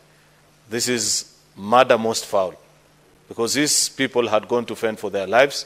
Mr. Speaker, it's the only way and the only economic activity that people actually participate in the Tondonyang area of Turkana County, Mr. Speaker. We're in Turkana County 2 years ago, and you saw for yourself the hardship that those Kenyans have to endure, Mr. Speaker, while trying to eke out a living. It's not your everyday place. It is what I call the forgotten corners of this country, places that devolution and strategic government interventions only, Mr. Speaker, can bring them actually to be part and parcel of Kenya. Mr. Speaker, those people, by every deed and action, and each time acts such as this happen to them, it reminds them how far away from the center they are removed. And it reminds us all, Mr. Speaker, as we sit in the lofty seats of these houses of parliament, Mr. Speaker, either in the Senate or the National Assembly, as we pass laws, as we do budgets, Mr. Speaker, as we share resources, to always remember, Mr. Speaker, that Kenya is a big country, that we cannot continue to only invest in certain sections of a country on account of only votes, on account of only population, Mr. Speaker. That's why this House previously has stood firm when we discuss the 3rd generation of revenue sharing, Mr. Speaker, because we were intentional. Senate is a house of equity. That is why, Mr. Speaker, the senator for Lamu, who perhaps is voted in by a number equivalent to the votes that maybe are in just one ward in another county, Mr. Speaker, has the same number of votes as a senator for Kiambu and Nairobi who are voted in by other hundreds of thousands, Mr. Speaker. One vote is one in this house, Mr. Speaker, because we are a house of equity. That is why, Mr. Speaker, many regard us to be the upper house. We may not have the keys to the pass, Mr. Speaker, but at least we have the passcode to making this country great through equalizing development and ensuring that resources are shared equally in all the corners of this country, Mr. Speaker. That in this day and age, Mr. Speaker, it can take this long to get news first out of what happened. And up to now, Mr. Speaker, we continue to struggle to establish where the rest of these other Kenyans are. Tells you how much investment is needed in those border counties and the frontier counties of this nation, Mr. Speaker, to ensure that our citizens are protected. I want to plead, Mr. Speaker, with our colleagues who sit in the National Assembly, those that have the power to budget, that we must carry out modernization of our police service, Mr. Speaker, so as to ensure that our police can quickly respond to these acts. Second and most importantly, Mr. Speaker, we expect an apology from the government of Ethiopia, Mr. Speaker. We also expect that a better communication from them on who these criminals are, Mr. Speaker, and what led to them invading the territory of Kenya, Mr. Speaker, and committing these heinous crimes, Mr. Speaker. I do hope, Mr. Speaker, that other than that, Mr. Speaker, this will serve as a lesson on the need to keep the corners of this country that are prone to this kind of attacks, where people from other countries, Mr. Speaker, attack us and our citizens end up losing life. I want to plead, Mr. Speaker, that even the rest of the country gives this problem the kind of attention that would have been given if 22 people, God forbid, had been shot here in Nairobi, Mr. Speaker. Because there's an unfortunate trend, Mr. Speaker, where life is only equated or given seriousness if it is here in the capital, Mr. Speaker. You know, the other day when we were discussing about these challenges, about people disappearing, those that live in the frontier counties and counties such as Turkana were wondering what you are talking about, because that is the occurrence they live with on a daily basis. And many of their kins, when they disappear, they never get to see them again, Mr. Speaker. Therefore, I want to challenge that let this, Mr. Speaker, not be allowed to be just another occurrence without proper justice being served, Mr. Speaker, to the people of Turkana and them feeling that indeed their people have not lost their life in vain. May it be the last of such occurrences that happen through serious intervention and investment into that particular region so that our people don't die like flies. I thank you, Mr. Speaker. Okay. Next is Senator Beatrice Ogora. Honorable Speaker, it's a sad day for this republic, and I want to add my voice to the fact that there's lots of suffering in this county, Turkana. I want to feel with our brother, the Senator of Turkana. But, Honorable Speaker, Kenya as a nation is a sovereign country. And in this country, Honorable Speaker, we have all grown, and everybody knows that this is a country where we preach peace, love, and unity, Honorable Speaker. And Honorable Speaker, what has happened in Turkana is not only a violation of Turkana as a county, but a violation of this country, this peace-loving country that we have in this republic. Honorable Speaker, in this republic, we live with almost every other person that comes from this continent, Honorable Speaker. And at no time do we treat them with unjust, with the kind of criminality we have seen in Turkana. Honorable Speaker, if we can lose over 20 people at the hands of a foreign country, Honorable Speaker, this is a pathetic situation. Honorable Speaker, we have no problem with counties that border this republic. Mahatma Gandhi once said that you hate the sin, but love the sinner. As we love the Ethiopians or whoever they are, the government must come out strongly to indicate and to show and to demonstrate that we hate the sin and it cannot be encouraged, Honorable Speaker. The last time we were in Turkana, over Senate Mashinani, we all saw the suffering that the people of Turkana undergo. And it cannot be fair that on top of the suffering, on top of the environment that is there, then they lose their lives at the hand of foreigners. Honorable Speaker, just last year, we saw on June 25th, when Parliament was invaded, the next day we saw that the army were all over this city taking care of everybody else. I expected that is what we should be seeing in Turkana.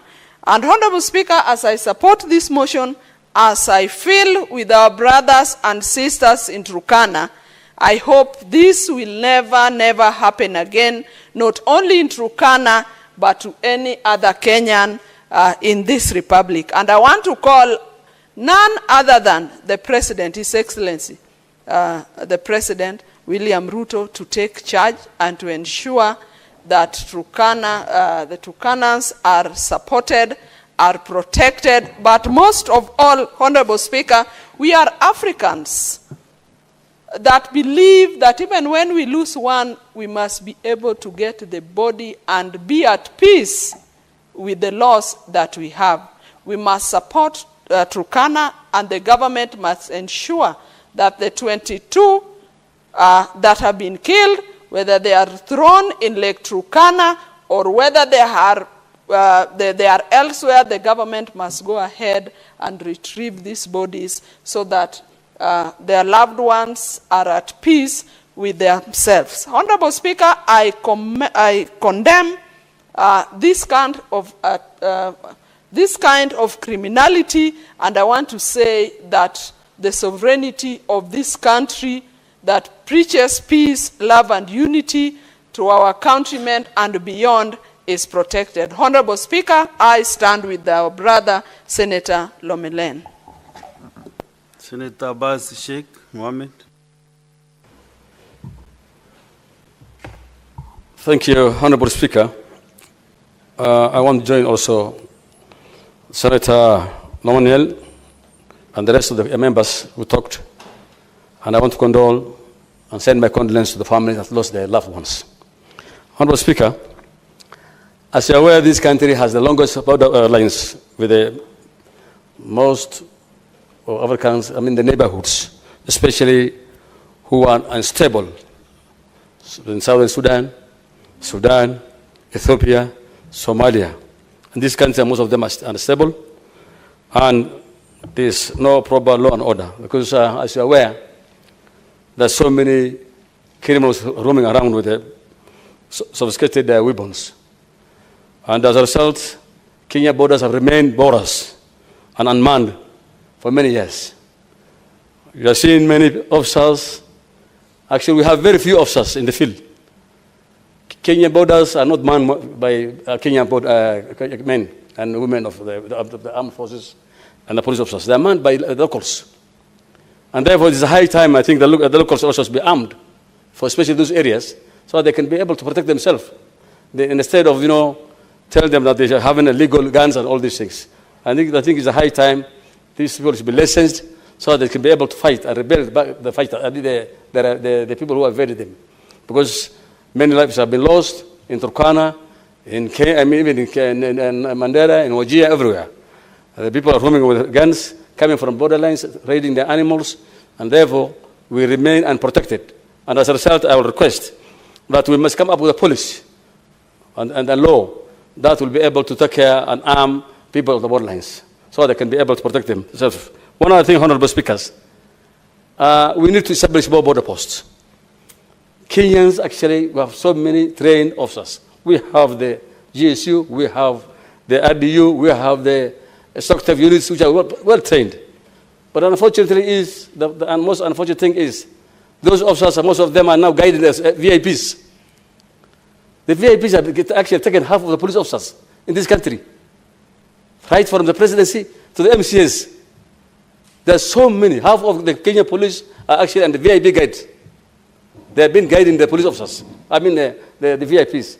It is the high time that we must come up with a policy to reduce the number of police officers who are guiding the VIPs. The VIPs can even use the other security officers, like the security, what do you call this, KKs and all these things. Then having police officers that you have used so much money to train them, and then the Kenyans are dying by the day by being killed by criminals. So I think there should be now a law that reduce the number of VIPs, police officers guiding the one other thing, guiding the VIPs. One other thing, Honorable Speakers, our officers are poorly armed. They cannot match those criminals. Those guys have sophisticated guns, they have ammunition, they have money, they're selling even drugs to take care of themselves. Officers are not paid their allowances, they live in those places, they are not even getting their salary in time, they have no ammunition, they have nothing. It is a high time that we must also change our policy, that we'll be able to protect ourselves. So these people should be taken care of, they should be paid their allowances, they should pay their salary in time. And they should not be kept because they're demotivated and they stay in the very harsh areas for a long time. So that there must be a specific time to keep those officers in those places so that they can be able to rotate in time. So that at least everybody will be motivated to stay at a certain place at a certain time with a certain kind of allowances. Honorable Speaker, I think it's also infrastructure. The roads are not passable. The roads are in very poor condition. Even if today you send a vehicle to rescue those guys, they cannot make it to that place. I was seeing, the other day when the president was saying that he's building 720 kilometers road to Mandera. Some Kenyans were making jokes. Oh, why? As if Kenya, Wajir and Mandera is not part of Kenya. And actually, it is the same thing for Turkana. So I think it's a high time that we must accept that those areas need to be developed. Kenyans cannot be rescued, especially in Turkana, in Mandera and Wajir, because of the road conditions. I think this is a high time that we must give enough budget for those roads to be developed so that we can be able to save Kenyans because we're losing so many lives. Thank you so much, Mr. Speaker. Senator Onyonka Richard. Thank you, Mr. Speaker. I stand here to also condole with my friend and colleague, Senator Lomenen, because he is dealing with a very intricate matter that sometimes is quite surprising to many of us. Mr. Speaker, I grew up in this country of ours that we love, listening to how many times cattle rustlers were running all over the place, killing people at the far-flung areas of Kenya, and I thought those were people who were very far and I didn't even have to be concerned about what their lives have become. Mr. Speaker, as a member who's very proud to be in the opposition, once again I am going to start asking the sitting government to explain to us why our people are being killed within our borders. I am going to be requesting that this House must begin to interrogate and analyze what our responsibility is. Like I've heard Honorable Ali Abbas has spoken very ably. Why don't we start thinking about the legislation that we need to make sure that we are now beginning to pass laws and change some of the laws that we have so that if we have to create border point police posts and police stations, then so be it. Mr. Speaker, Mr. Abbas has also talked about border posts. The other day, as a member of this Senate, we traveled to Mandera. I was shocked that Mandera is actually not a one-stop shop border post between Kenya and Ethiopia. Even though you will hear that business is taking place, people are crossing over the border, and life has gone on normally. I would wish that the government will take Turkana seriously, look at all the challenges that the county is facing. It is very sad to lose 20, and on some figures we are being told the people who died could be 40. And to make matters worse, Mr. Speaker, these were individuals who are being killed and thrown into Lake Turkana. It's inhuman, it's unfair, but I think we also need to be more responsible. We also need to make sure as a country, and I agree with what Honorable Chirarge said, where you find that the Minister for Interior is saying that this is a very small incident which has not, it's not. The death of one person like the brother we lost in Haiti is one too many. So, Mr. Speaker, we don't want anybody to trivialize cattle rustling, inter-border, cross-border wars. And the truth is, Mr. Speaker, we have the evidence. We have the people who know. I mean, I could use the Karamoja issue.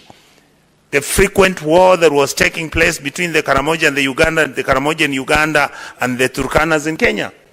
And Museveni, I think for the first time, he made a wonderful decision of picking his wife, even when I disagree about us employing our relatives. And Mrs. Museveni actually solved the problem between the Karamoja of Uganda and the Turkana of Kenya.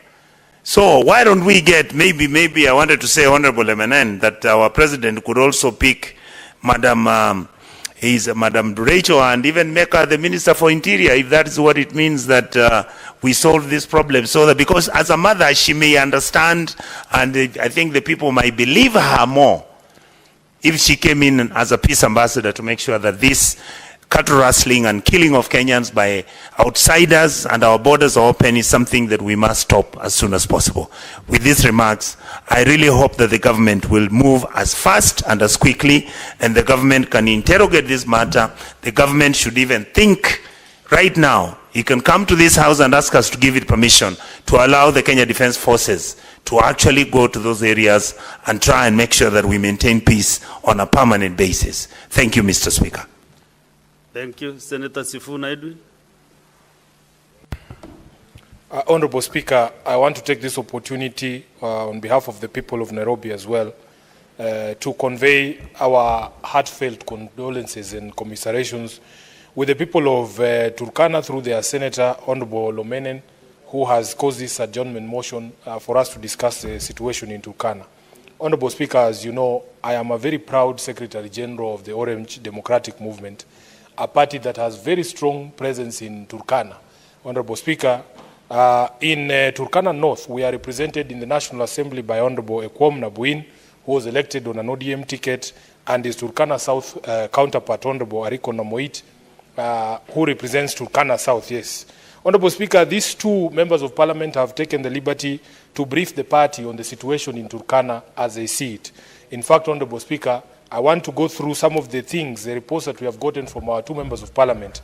And this brief is something that I will be presenting before a meeting of the organ of the party that is scheduled tomorrow, Honorable Speaker. Number one, Honorable Speaker, it is clear that this attack was carried out by Ethiopian militia who are operating on the northernmost tip of Turkana County, Honorable Speaker.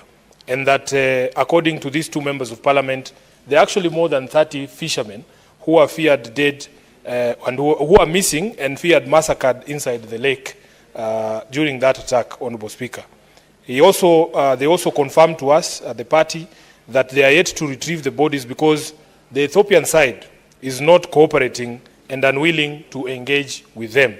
Honorable Speaker, according to these two members of parliament, the Foreign Office in Kenya is failing the people of Turkana because there has been no involvement at all in terms of support by the Ministry of Foreign Affairs. And this is something that is very troubling because according to them, at least the CS for Interior is present there. The Honorable Murkomen is there. And the CS for Asal areas, the Honorable Beatrice School, has been with them together with the County Commissioner. But that there has been no presence whatsoever of the Ministry of Foreign Affairs. And this is a problem because especially because they have said that they would require cooperation of the Ethiopian government and the Ethiopian authorities for them to conduct search and rescue operations to retrieve these bodies and find the people who are missing.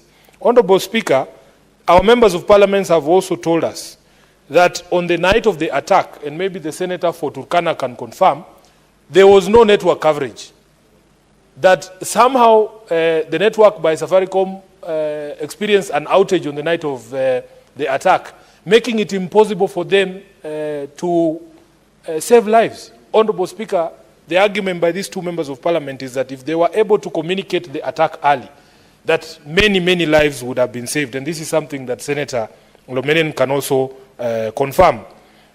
They are there currently, Honorable Speaker, the two members of parliament and also the senator, trying to calm our people down because there is growing frustration on the ground, Honorable Speaker, and some people are calling for retaliatory attacks And if these leaders are not present to calm the temperatures down, it is going to be very difficult, Honorable Speaker. We want government to move with speed, especially the Ministry of Foreign Affairs, to secure the necessary cooperation from the Ethiopian authorities for us to be able to get our brethren who are missing in the lake. Honorable Speaker, lastly, the report, and which is something that the Senator can also confirm, was that the National Police Reservist officers who are stationed there in Turkana had no ammunition. I mean, Honorable Speaker, you know, sometimes when we raise these issues, people say we are being unduly critical. But as a member of the National Security, Defense and Foreign Relations Committee, I want to assure the people of Turkana and the Senator of Turkana that we are going to get to the bottom of these issues and these lapses in security that has led to the loss of lives. Honorable Speaker, I have been asked to send a message to the Ministry of Foreign Affairs through the Prime Cabinet Secretary, Musalia Mudavadi, that the people of Turkana want to see the very same effort we have seen in other things, including the same sort of delegation that went to Addis from the ministry, being stationed in Addis again to be able to secure the cooperation of the Ethiopian authorities to ensure that we not only retrieve the bodies of our beloved who are still somewhere in the lake, but we ensure that such a thing never happens again. So on behalf of the people of Nairobi, on behalf of our party, on behalf of myself, my family, I want to tell the people of Turkana that we stand with them. This is a county that is very close to my heart, Honorable Speaker. Senator Sifuna, your time is up. And I am very sure, sitting from the chair, that the Honorable CS for Foreign Affairs has definitely listened to the cries that has come from you on behalf of the people of Turkana, for them to give it the attention that the other ministries have given and to safeguard the interest of our people. Thank you very much, Senator Sifuna. Senator Okech, Eddie. Chair, mine is an intervention. Yeah, I know, Chair, that this is a very important matter that we're discussing, and we had sought an adjournment on this matter of Turkana, Chair, but I am realizing very quickly that the House is literally empty.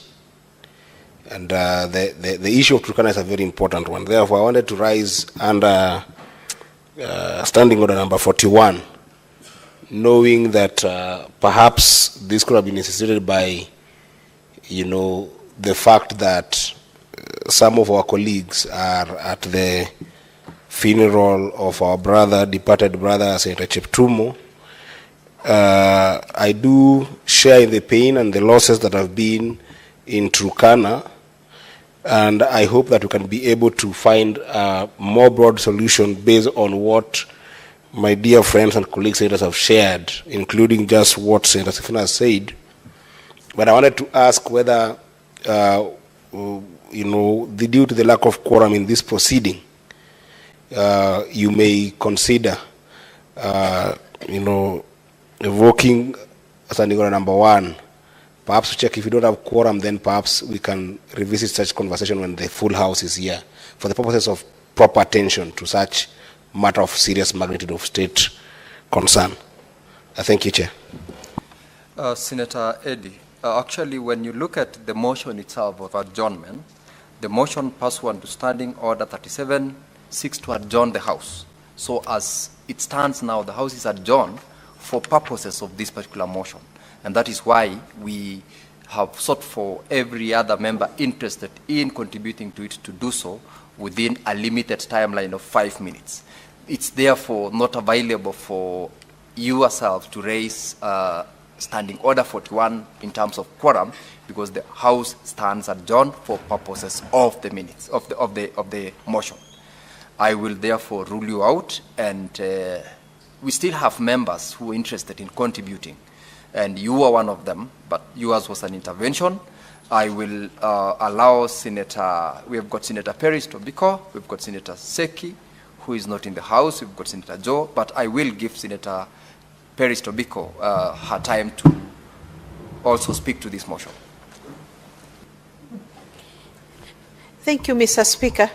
Mr. Speaker, I rise to support the motion brought by Senator Lomenen, Mr. Speaker, and to sympathize and empathize with the people of Turkana, Mr. Speaker, because of the agony they have gone through, Mr. Speaker, in the hands of foreigners or looks like it, Mr. Speaker.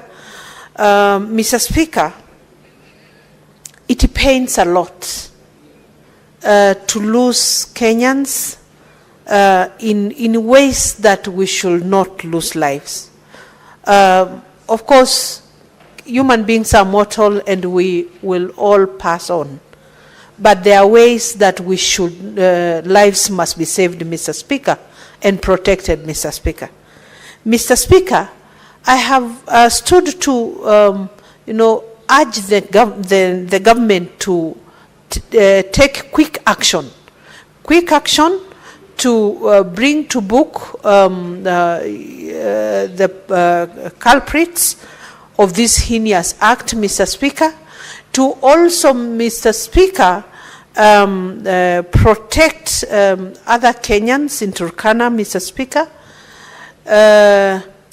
and to take seriously the lives of all Kenyans, Mr. Speaker. Mr. Speaker, when a Kenyan dies in Turkana, it should be taken as seriously as it is taken in other areas, Mr. Speaker. When there is loss of life, Mr. Speaker, life of every Kenyan is important, Mr. Speaker. Mr. Speaker, it is sad that sometimes, and I know this could be the feeling that Senator Lomenen has and a number of other people who come from these marginalized areas with no infrastructure, Mr. Speaker, with no network, Mr. Speaker, looking like another country altogether, Mr. Speaker, because regions, areas in this country have not been treated equitably, have not been supported equitably, Mr. Speaker. Kenyans have not been treated equitably, Mr. Speaker. Mr. Speaker, we all want to have the feeling of being Kenyans and of being valuable Kenyans. Dignify life of every Kenyan, Mr. Speaker. Mr. Speaker, it is sad. It is very sad. Just like when I was speaking about the police officer we have lost at Haiti, Mr. Speaker. And he was defending and the image of Kenya in a faraway land, Mr. Speaker. But when the body lands in Nairobi, unless you take it to a chopper with a chopper to Kajiado, we have no roads to take that body. A Kenyan who was standing in for the 43 million of us. A Kenyan who was protecting and defending the name of this country and give us a good image internationally. But there is no road to go to his home, Mr. Speaker. Will there come a time when Kenyans will be equal?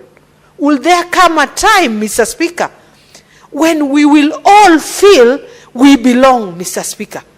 Because at the moment, we feel like there are Kenyans who continue to be marginalized and marginalized of the marginalized, Mr. Speaker. It is sad. My brother Lomenen, I feel it for the Turkana people. Because I know we go through the same things. In fact, whereas Turkana is in the far north of the country, those of us who are adjacent to Nairobi feel the same. Because there are roads going to other regions of this country, but there are no roads going to Kajiado. There are no roads going to Turkana. There is no power. There is no network. There is no water. Can we all be treated as one country of equal people? One country of life that is equal and matters most for all Kenyans, Mr. Speaker. Mr. Speaker, let the Kenyan government work very fast to relieve the pain of the Turkana people, to bring justice on what has just happened. Thank you, Mr. Speaker.